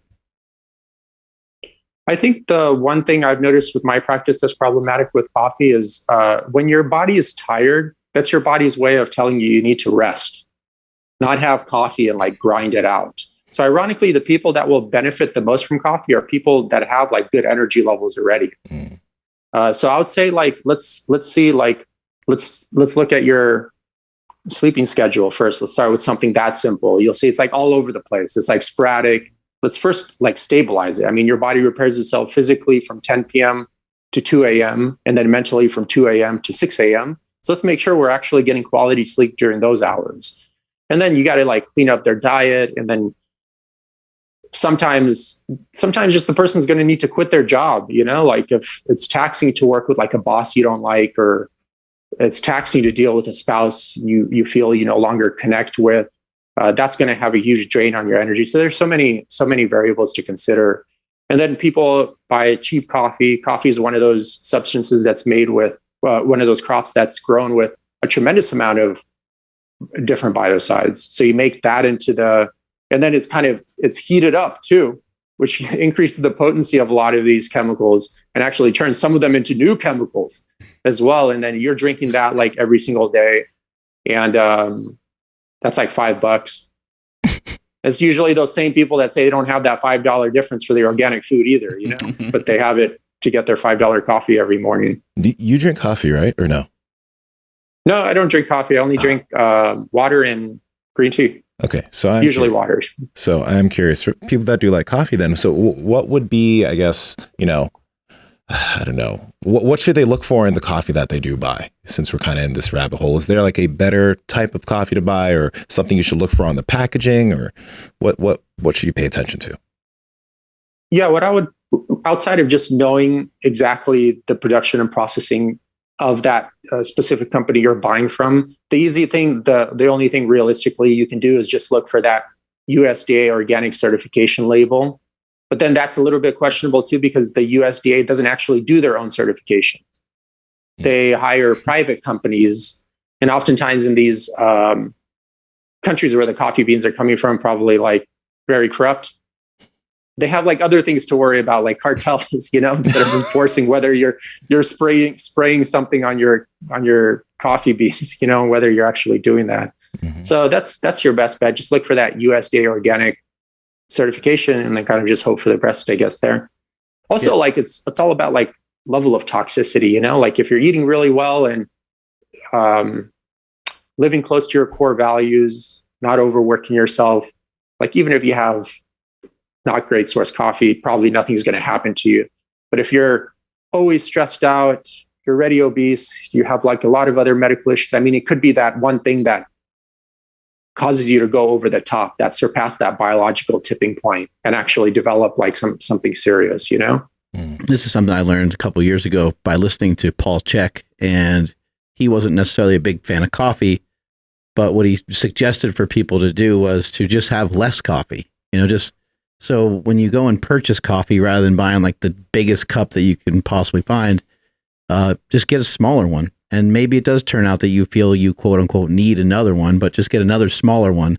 And hopefully those two smaller ones are still less than the giant one you would have bought in the first place. The other suggestion that he had was to get an Americano, and that's what I've switched to. And I usually get a single shot Americano a lot of times. Sometimes I get like a nitro cold brew, which is just full of caffeine. I should probably not do that. But an Americano, I think, only has like 25 to like 50 milligrams of caffeine or something like that. So a single shot tall Americano from even just like a Starbucks or something is, again, because of the amount that you're consuming, I can't imagine it really doing anything all too crazy to you. Yeah. I don't know. Honestly, I'm not a big coffee drinker, but I know Paul Chek's like coffee fanatic. He even has like a 40-minute video on coffee, you know, how he makes it, how he sources it on YouTube is for free. So anyone can check that out. I just found with clients, it's usually when you clean up their sleeping, when you kind of give them, like I find like even teaching them how to automate their errands, you know, like get their groceries delivered, saves them 2 hours. All of a sudden they feel less rushed. They just need way less coffee altogether. Right. So that's another way to approach it as well. What about when it comes to like some other foods like Kerrygold butter, grass-fed butter? Like, I'm not trying to throw any one company under the bus, but like, is it the same kind of stuff where, they don't have to have any proof that they're necessarily always grass-fed, or when it comes to dairy, grass-fed, raw? What are some of the regulations surrounding that? It all comes back to basically how the cattle is raised. So it all comes back to exactly what we talked about with the meat cattle. It's kind of basically the same exact thing with dairy, but with dairy, typically like the cow lives for way longer. So they typically keep them around for like 2 or 3 years. So you're going to have to be even more careful because obviously they accumulate, because they're in constant states of pregnancy. They have to give them a lot more medicines and whatever other like vaccines or antibiotics they're producing there. So all the same things apply. You mentioned basically that we covered in the cattle. So yeah, you mentioned AmericanGrassFed.org as a place that you get maybe some vegetables, fruits, and meat. But I'm also curious, what other practices do you have? Because, as you mentioned, like all of these stressors, and even the way that you deal with your clients, like that little tidbit of getting groceries delivered saves 2 hours. That makes a difference.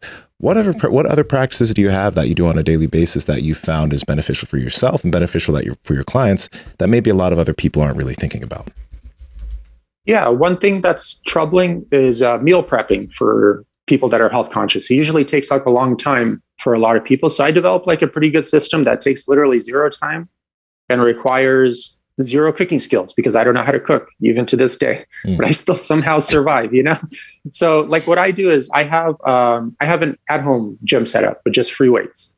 So that saves already driving to the gym about 20 minutes and then driving back from the gym about 20 minutes. So that's about 40 minutes times 5. So let's say 5 hours. Let's just round it up a little bit, because walking from the parking lot into the gym, getting ready, et cetera, et cetera. So that's like 5 hours saved right there, not having to drive to the gym. And then basically I work out in the morning. My routine is like I get up, I do emails for 30 minutes, then I go for a walk outside. I'm huge into walking as well, 3 walks a day. And then I do like a 20-minute walk. I come back and work out. I work out for about an hour to an hour and a half. And then after the workout, I have my food ready. So I take the food and cook it all in a toaster oven or the oven at home. And I put it in there. And then while it's cooking in the rice cooker, I put the rice and then also my vegetables in there. And then while that's cooking, I'm taking a shower. By the time I'm done with my shower, the food's ready for the whole entire day. So I actually spend like no time cooking. It literally takes just like 5 minutes to put it in the oven. And that's it. So 5 minutes, that saves a lot of time just right there. And it automates your health goals, which I think is very important, especially for the average person, which is working 40 to 50 hours a week.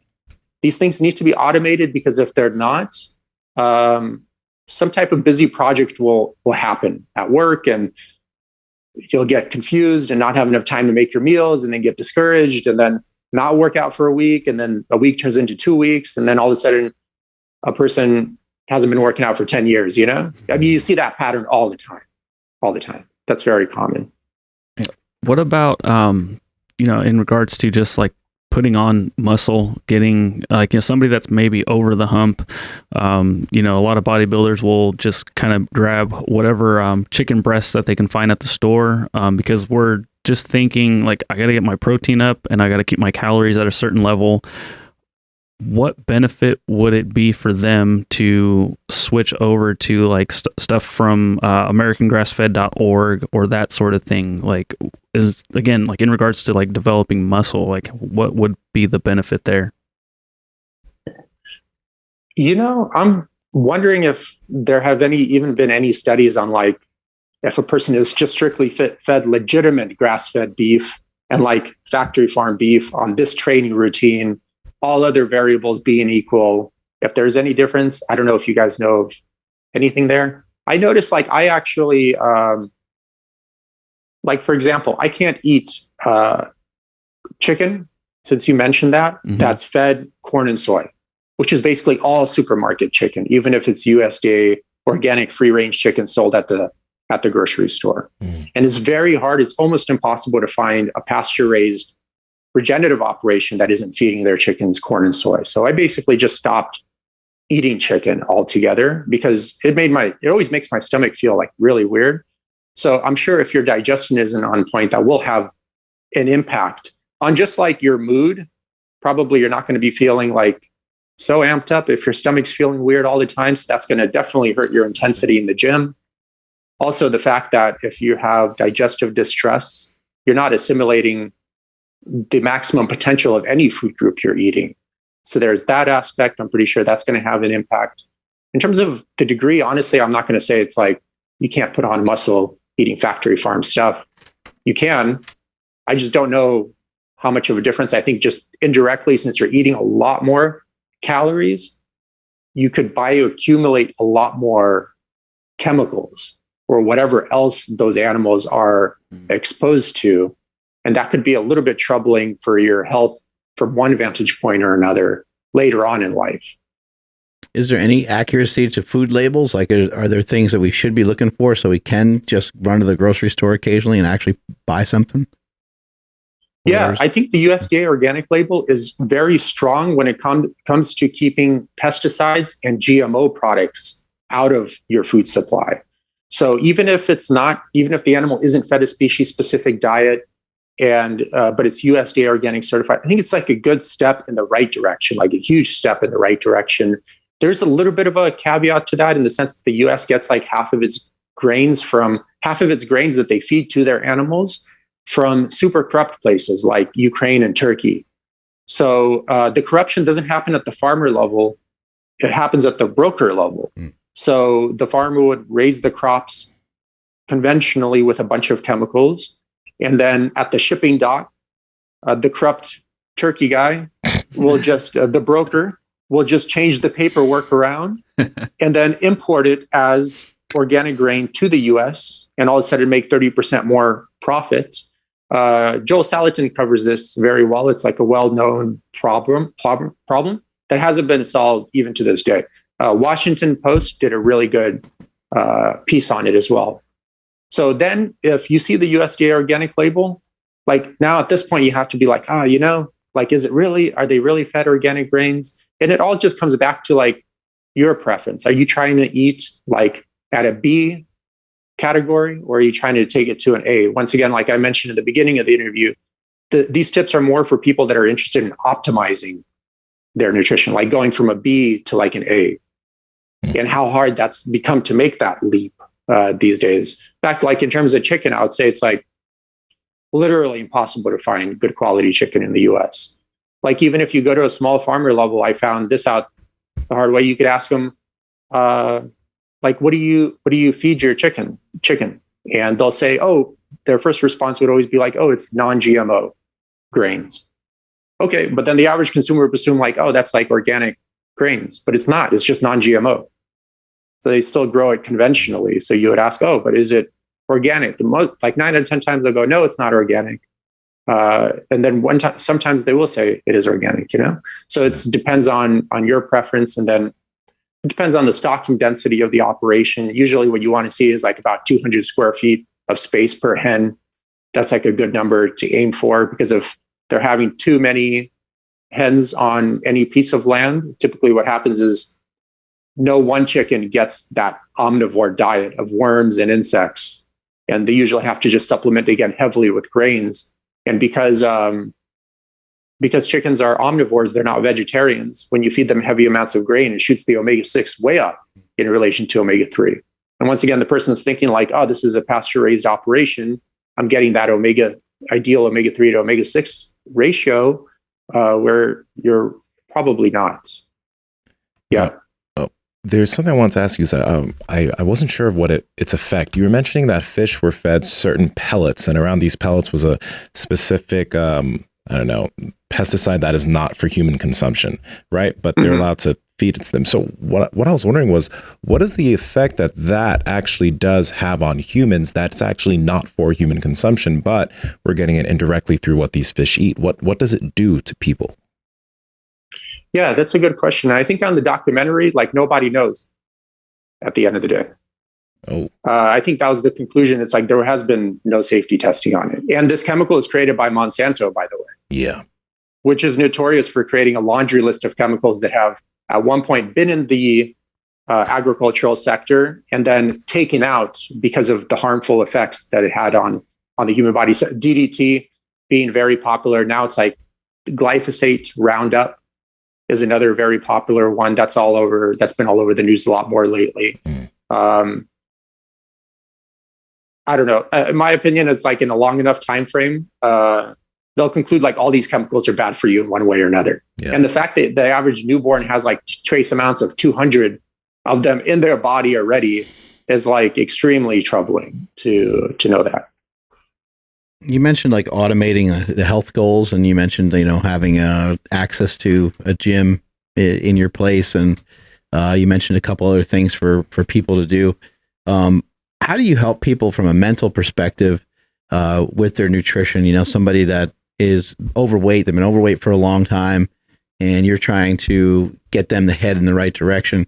I do know that you've mentioned like you actually physically go to grocery stores with people sometimes, which I think that's actually amazing. That's a great place to start, because that's where a lot of this decision making will happen from somebody, and maybe they don't have great knowledge of what to do. What are some other things that you usually do with someone to kind of get them headed in the right direction?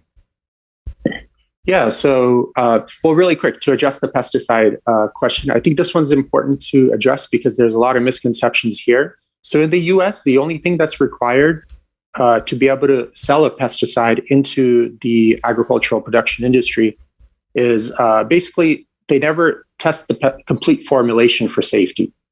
That's like very important to understand. And there's a guy named Andre Liu that has spoken out about this for a very long time. He's written a good book called The Myth of Safe Pesticides, or The Myths of Safe Pesticides.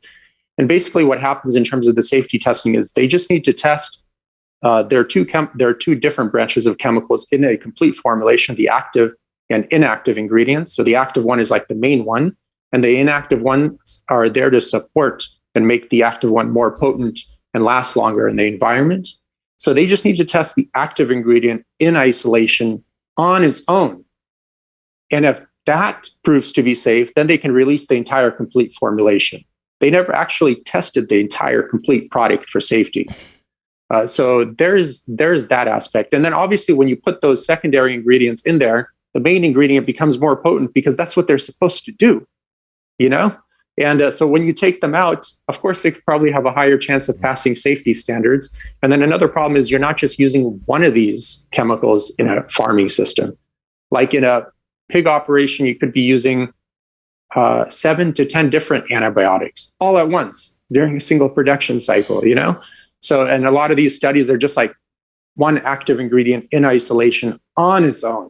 And let's see if it's safe at that point. So there's that aspect. And then there's the aspect of like, I can clean the pesticides off of like my vegetables, for example. But pesticides are like systemic. They're meant to be soaked up by the root of the plant, and they become embedded into the flesh of the actual plant. So when you wash it off, it's only like washing off like a very small percentage of the residue. And sometimes people say like, I can't even see these chemicals on there. I mean, they're so small, it's insignificant.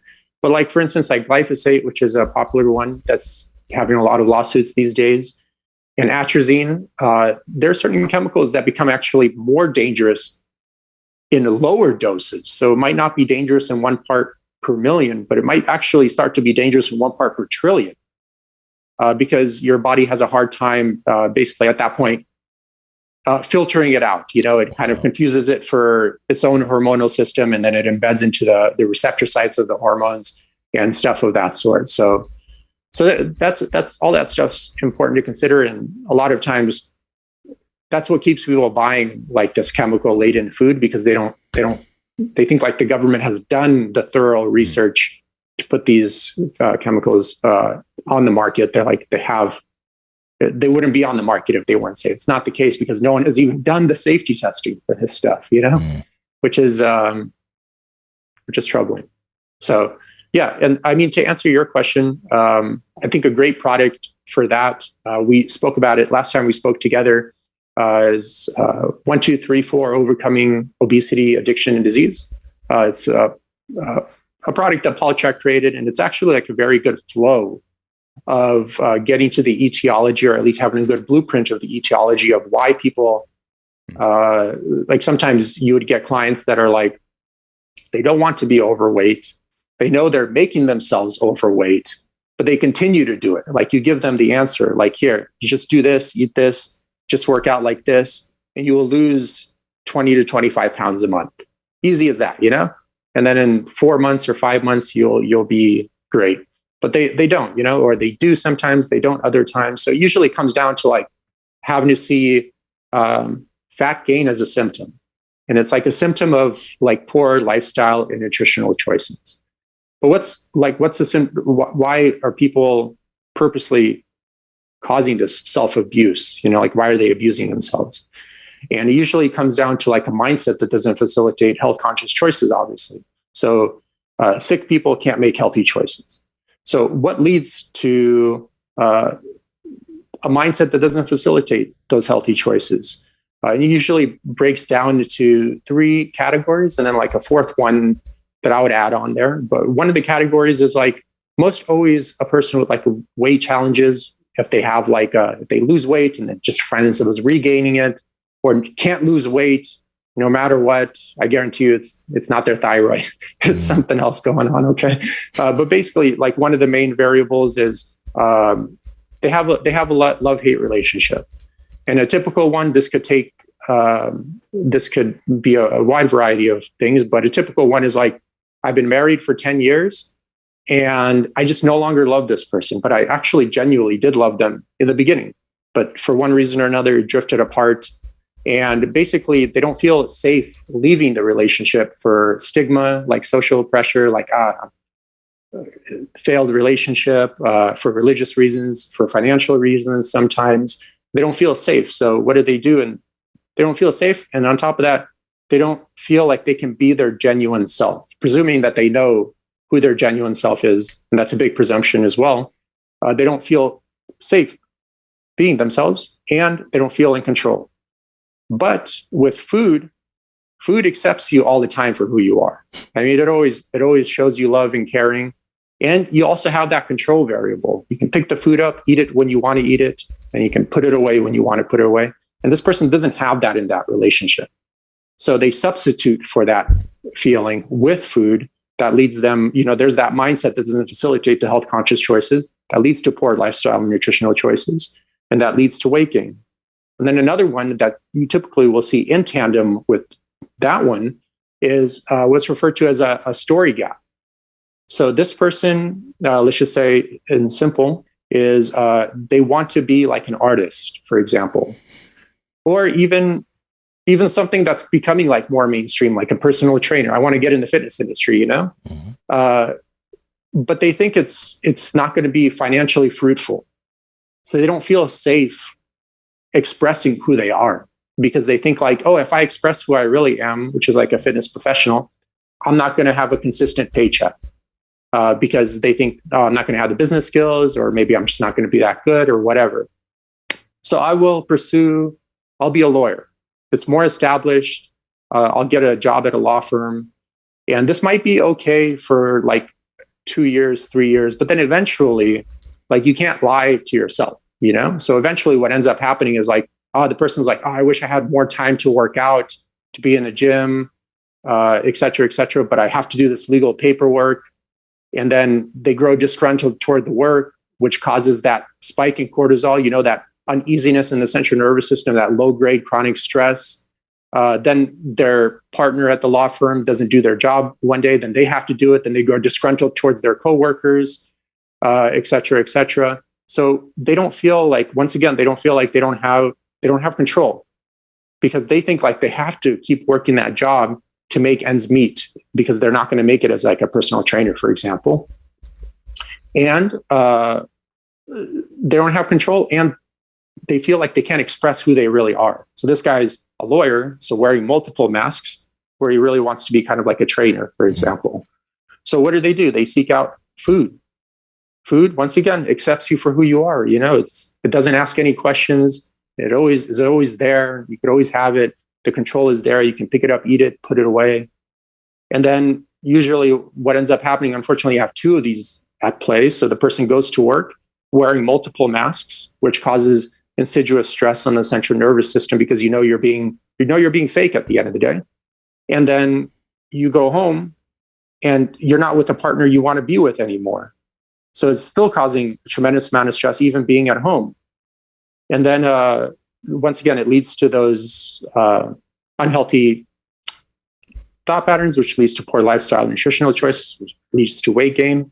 And then sometimes you have the person, they have like a, what's it referred to? I forget exactly what it is, but basically they never did the deep searching of who they really are. So they always kind of feel empty inside. So they feel like no matter how high up on the corporate ladder they go, they feel like more and more empty with the more accomplishments they achieve, because it's leaned against the wrong building anyways. They're climbing the completely wrong building. And then the fourth one is, unfortunately, it's like no one's going to look like you guys in the real world, you know? And so the standards for what healthy is has dropped tremendously. It's dropped so much that I even find it like really tough to find healthy health professionals these days as well. You have many people in the health field that are very unhealthy, many doctors that are obese, that do unhealthy behaviors, although they have the education to know better, et cetera, et cetera. And it usually comes down to, according to Paul Chek, like a disconnect between core values that lead to all those problems. And then if you go like a little bit deeper, then you get into kind of like quantum psychology by Stefan Wolinski, which is great work. So he does like, in short, it's like, you have thoughts, but in between the thoughts, you have this kind of emptiness, this spaciousness. Like there's nothing that happens. It seems like thoughts almost come out of nowhere, and then there's like space, and then there's another thought. It's like bubbles, Mm-hmm. And usually what happens is like how it determines how you perceive that emptiness. So usually sometimes, let's say you're hanging around at home and you're not doing much work, and you see all your friends doing work or stuff of that sort, or they're accomplishing this. You go on Instagram and you're like, see everyone with like cars and being very successful. So you see this emptiness, you see this spaciousness, and you interpret it as emptiness. You're like, oh, I'm missing something. I'm missing something. And I'm missing something because I'm not being productive. In that example, not being productive, not optimizing my life, or maximizing my pursuits or whatever. And this is kind of like what's referred to as like a false core, which is kind of like a false hypothesis, because really that was just spaciousness. You interpreted that spaciousness as emptiness. Like a object in the world has no meaning until you look at it. Like a rock is there only because of your past programming to make you perceive and have a background to what that object is. But without that conscious perception of it, there'll be like, you can go into Donald Hoffman's work in terms of perception theory at that, but basically there's no meaning of external objects. So it's like you perceive that spaciousness as emptiness, which is a false hypothesis. And then to overcome that false hypothesis, you're like, oh, okay, so I'm inadequate. So I'll try to overcompensate by being extra adequate, by being very financially successful, like very educated, very outgoing, et cetera, et cetera. But it's kind of like you can't come up with the right answer from a false hypothesis, So then first of all, the more you try at that point, the more you're reconfirming your false hypothesis. Because in order for you to strive for more in that situation, you first have to, at some level, confirm that you are inadequate. So the more you try to achieve, the more you prove that you are inadequate to begin with, which is a false hypothesis from the get-go. So in that situation, it doesn't matter what nutrition advice you give to a person. They'll always kind of return, most of the time, they'll always kind of return back to being overweight because they never solved it at that core root level. And you see that often. You see people on many weight challenges, they lose weight, and then you see them 2 years later, they're just, if not even more, overweight ever again. So there's that. Donald Hoffman has very interesting work too. I like that. He was a professor I actually worked with a little bit at UCI. Didn't work with him, sorry. I took his classes at UCI. And he has like very good stuff on interface theory in the sense that the human mind is just basically, you can't perceive reality for what it is because reality is too complicated. So it dumbs everything down. So like, for example, like the icon you see on a desktop, the word icon, it's like that W, that blue W. But the thing is, that program looks nothing like that icon. That program, if you kind of go to the HTML file, just is a bunch of letters and numbers. It's a lot of code, but the average person can't perceive that code. So the programmer and basically the interface theory person or whoever develops the program dumbs it down so you can interact with it. And that's basically how the human mind interacts with the world in general. Like you can see like a pencil, but that pencil is made up of like billions of atoms. Why is it only that you perceive that pencil as yellow? It could be like a snake can't even consciously perceive that there's a pencil there because there's no heat coming out of it, you know? So even every animal perceives reality differently. So like even what you're seeing out in front of you is just like a very, in fact, evolution favors people that can dumb things down, that can get from A to B faster by simply not seeing the truth for what it is. Yeah. So you said that book by Paul Chek was called 1, 2, 3, 4 Overcoming Obesity and Addiction. That's what that book is called? Yep. Overcoming Obesity, Addiction, and Disease. Obesity, Addiction, and Disease. Okay. What you said at the beginning of that, as far as trying to figure out the main issues that lead people to have bad relationships with food, I think that's a very, very huge and overlooked thing, because it's like, yeah, if you have these bad relationships and you also like, you're in a job you don't like, et cetera, not everyone can just quit their job, but it should, for listeners that are listening here, if you know that you fall into those situations where you've lost weight, you've gained it back, you've lost weight, you've gained it back, but there are certain constants in your life that you're continuously disgruntled and unhappy about, maybe you already know how to do this weight loss thing. Maybe you need to deal with that so that you stop coming back to food to help deal with your problems. Maybe you have to adjust things outside of just your diet and nutrition, and instead deal with your lifestyle and deal with those things, so that you won't have these issues long term. Because that's a very, very, what you mentioned is, it's a very complex way to have to deal with the situation, but it's necessary. Yeah, and it's obviously tougher, and sometimes it takes years, years to do that. But if you want like a for sure resolution to your problem, it's just what needs to be done. And that's just, some things take a long time, and that's just how it is, unfortunately, Yeah. So amazing content today. Where can people pick up your book and find out more about you? The two biggest corporations in the world, Amazon and Walmart. But also Neo, I have to plug into the Matrix, so that's how I justify selling my books there. Is that your favorite series, by the way? Do you like the Matrix? Yeah, of course. That's my favorite trilogy. By the way. Matrix is legit. Yeah, can't wait for the new one to come out. I think I don't know when it's coming out, but number 4. I'm gonna watch it. So it just needs to happen, though. But yeah, what's your book called, by the way? Very to the point, Anti-Factory Farm Shopping Guide. Oh, by Eugene Trufkin. So okay, awesome. Where can people find you? Are you on social media? Yeah, I use all that. They can just Google my name, and there you go. So I'm sure something will come up, hopefully. So great. Thank you so much. Have a great rest of your day. Cool. Thank you, Mark. Thanks for having me. Thank you. Thank you. See you. Yo. Holy shit. Second half of some of that stuff was a real, hopefully it doesn't get lost. Hopefully we can, edit several clips from what he was saying, because like that was unbelievable. Yeah. It's just him, and I know it's a lot of, he's also reciting stuff. He's, as I mentioned earlier, he works with Paul Chek, but it's also some of his own findings, but in helping people that are heavy, or just helping people that really want to lose weight and they're having a really hard time.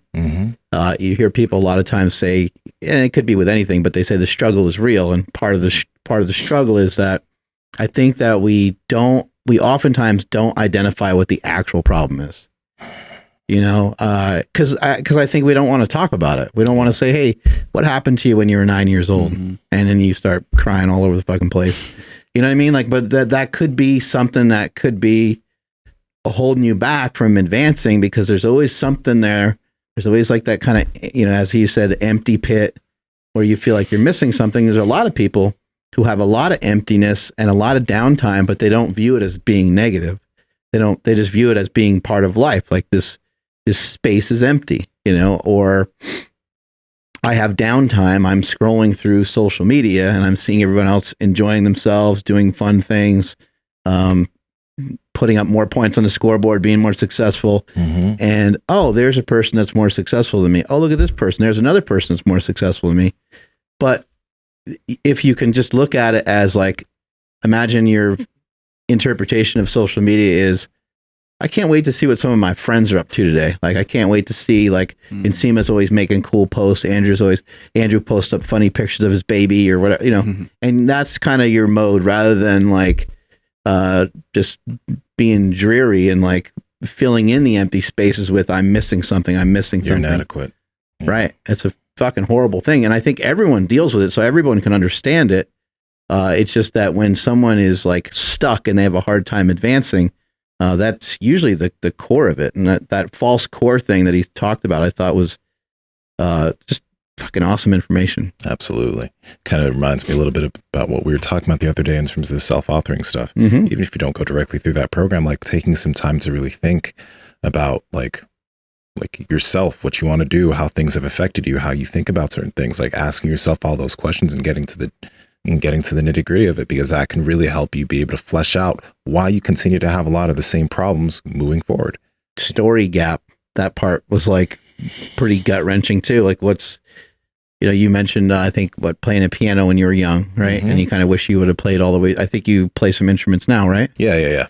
But that's a great thing. Like, why not just fucking fill in the story gap? You know, what's the story gap that someone might have? Maybe you can't figure out a way to fulfill it all the way. But if you like to paint, like, does that mean you have to be a painter necessarily? Like, sell your art? Or can you just start painting again? You know, what's the skill set or the thing that you like doing that you don't do anymore? And why don't you do it? What happened? Where did it go? You know, my brother-in-law recently, when he came up here for a few days, he picked up some swimming. He went with Andy, but it's like you were a Division I swimmer, man. Like, he was. You should never let go of that. Yeah. Oh, wow. And I think, like, I don't understand what he went through for swimming. I mean, it must have been, you know, I don't play football anymore, right? And I love football. But I'm just saying, like, stay connected to your fitness whatever way you can. And in his case, he got really far away from it, and he could have played the piano the whole time, right? But things happen and you get distracted. But that's probably a story gap a little bit for him, because there's probably a chunk of him that swimming is like part of him. Like, he was known for being a swimmer. He went to ASU. He was a scholarship athlete. I mean, he's a badass. He does a mile swim, which is like I can't think of a worse thing to pick. Basically sprinting a mile in the water, just absolutely annihilate you, right? But I think we all have things like that, and that we could figure out a way to you scratch the itch, if you want to call it that. But I think we don't understand how important that shit is. It's really fucking important. It really is. It really is really important. And I think even to take that a step further, I think sometimes we hang out with friends. We might have friends that we kind of, you put your friends in certain categories. You're like, I got these buddies over here. They're super smart. I got these buddies over here. They're kind of less smart. You know, they have the intelligence of this office chair over here. And I don't know how much I want to hang out with them anymore, because all they do is fuck around. But it's important to fuck around. Like, all the stuff's important. You need to fuck around. You need to spend time doing like nothing. You need to spend some time not always pushing forward like a maniac. Just otherwise, like what he said, is it compiles on top of itself, and the amount of money that you make and all the different things that you do, you'll never even have a moment to enjoy any of them. Yeah. The idea of having something you can control and enjoy, I think that's really, really big. Because like when he was giving the example, like this bad relationship, you don't enjoy it. You have no control over aspects of it. Your job that you don't like. You can control how you feel about certain things, but like at the end of the day, like you really just don't enjoy it, and you're forced to be there because you have to make money. Well, that sucks. And now you can go to McDonald's and get that Big Mac and fries, and you can control and enjoy how much of it you eat, and it makes you feel good, you know. But you can also get out of control real quick, right? You can get out of control real quick. Because they got McFlurries. But at the end of the day, though, is that really out of control for you? No, that's not out of control for you. True. You have perfect control over the amount you ate. It might have been excess, but that was your choice to have that excess, right? Yeah. It's not out of your control. It's not out of your control.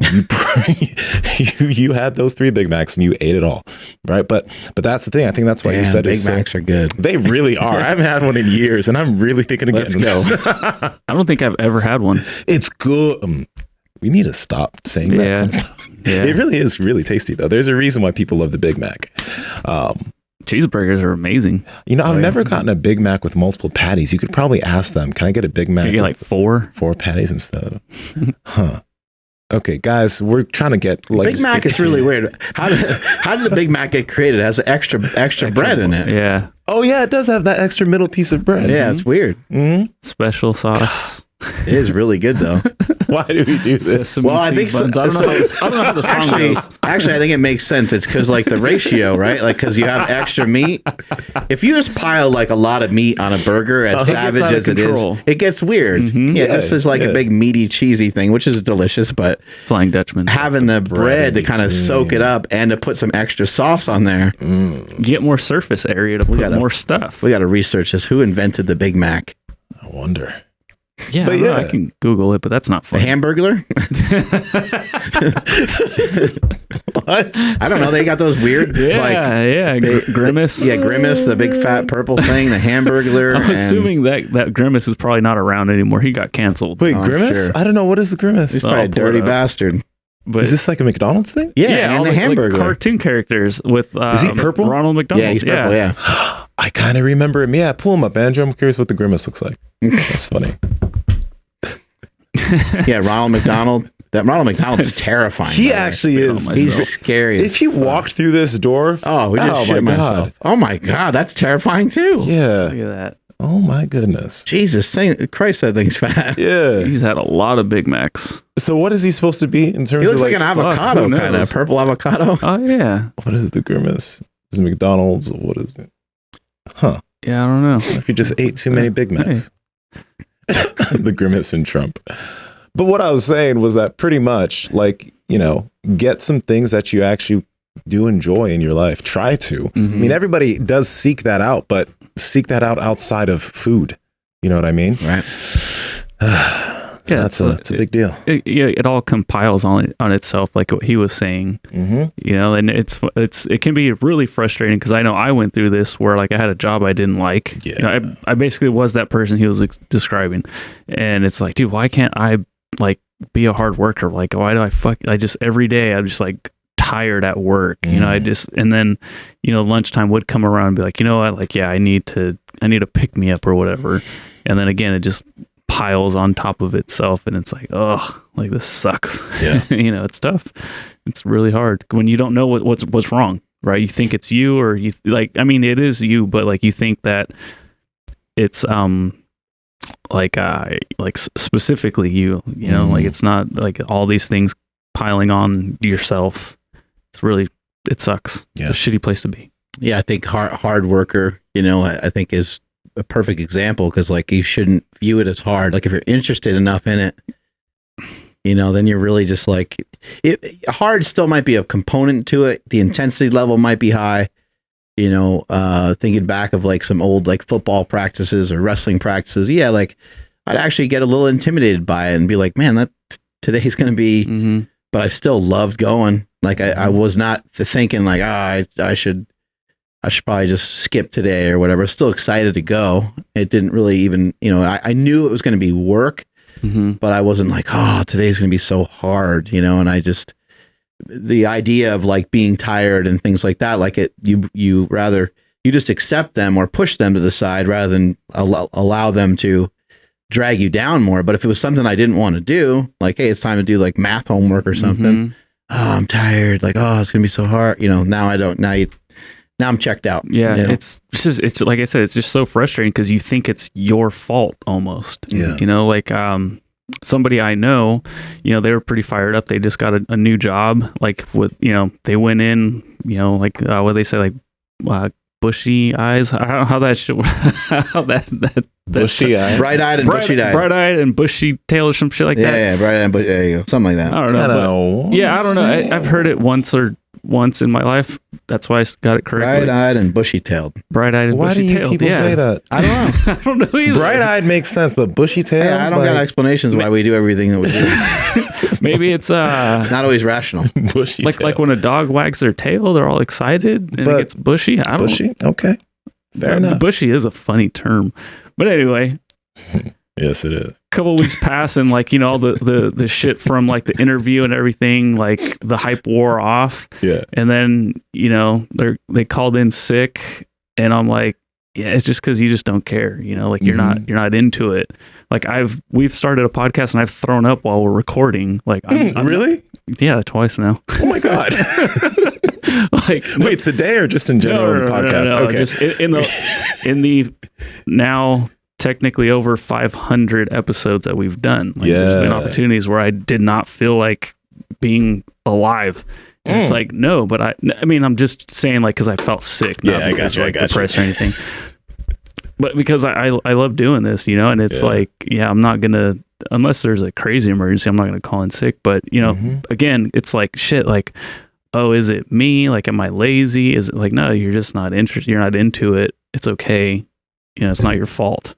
You know, I heard something that was interesting. It was from Lex Friedman. He was talking to Andrew Huberman, and he was talking about how just talking about that today. Yeah, really? Yeah, this morning. Really? Okay. So there was a clip, I think actually it was a clip from that podcast, and he was saying how like when he's doing something hard, he'll sometimes say, oh, actually, you know, I'm really enjoying this, or this feels good, right? It changes his mindset about it. But it also reminded me from part of this conversation that we were having today, I saw a post from this bodybuilder guy. Now, I'm not going to say his name because I don't like the way he put the post forward, but he was saying you got to kind of be crazy to do bodybuilding, to tear yourself down and build yourself up on a day-to-day basis. Like, it's not easy. It takes a certain kind of mindset. And as I read that, I was just like, nah, not really. Like, no, you don't have to be crazy to do it. It's really not that hard. You go in, you work out, you leave.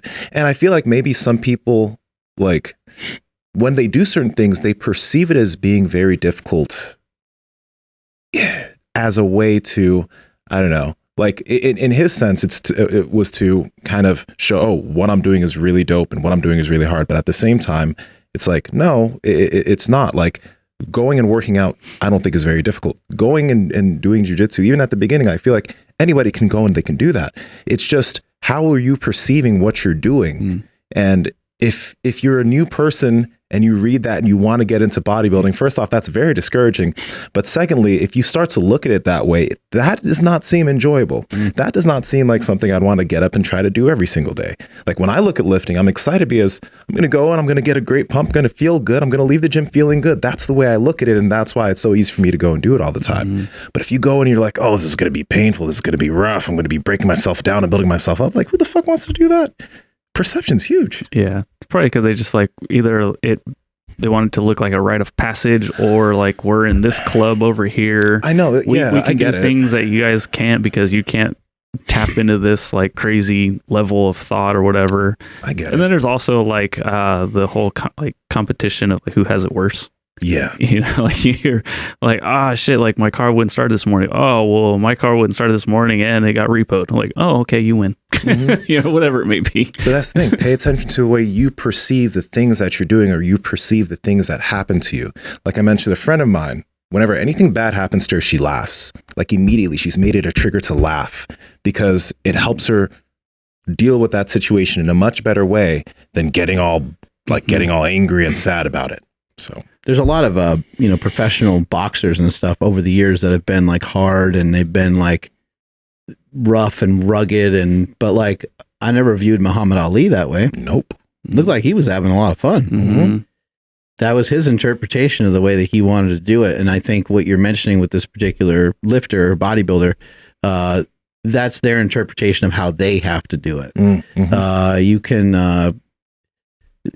be like a Tom Brady, or you could be more like a Brett Favre. Like Brett Favre was more relaxed. He looked like he had a lot more fun. There's a lot of examples of this. I mean, LeBron doesn't seem to be as quote unquote crazy as Jordan was, right? He seems, but maybe LeBron's just that much fucking better than him. You know, like I mean, truthfully, like LeBron James from a genetic standpoint is unbelievable, and he seems very focused, and he doesn't seem like he's got.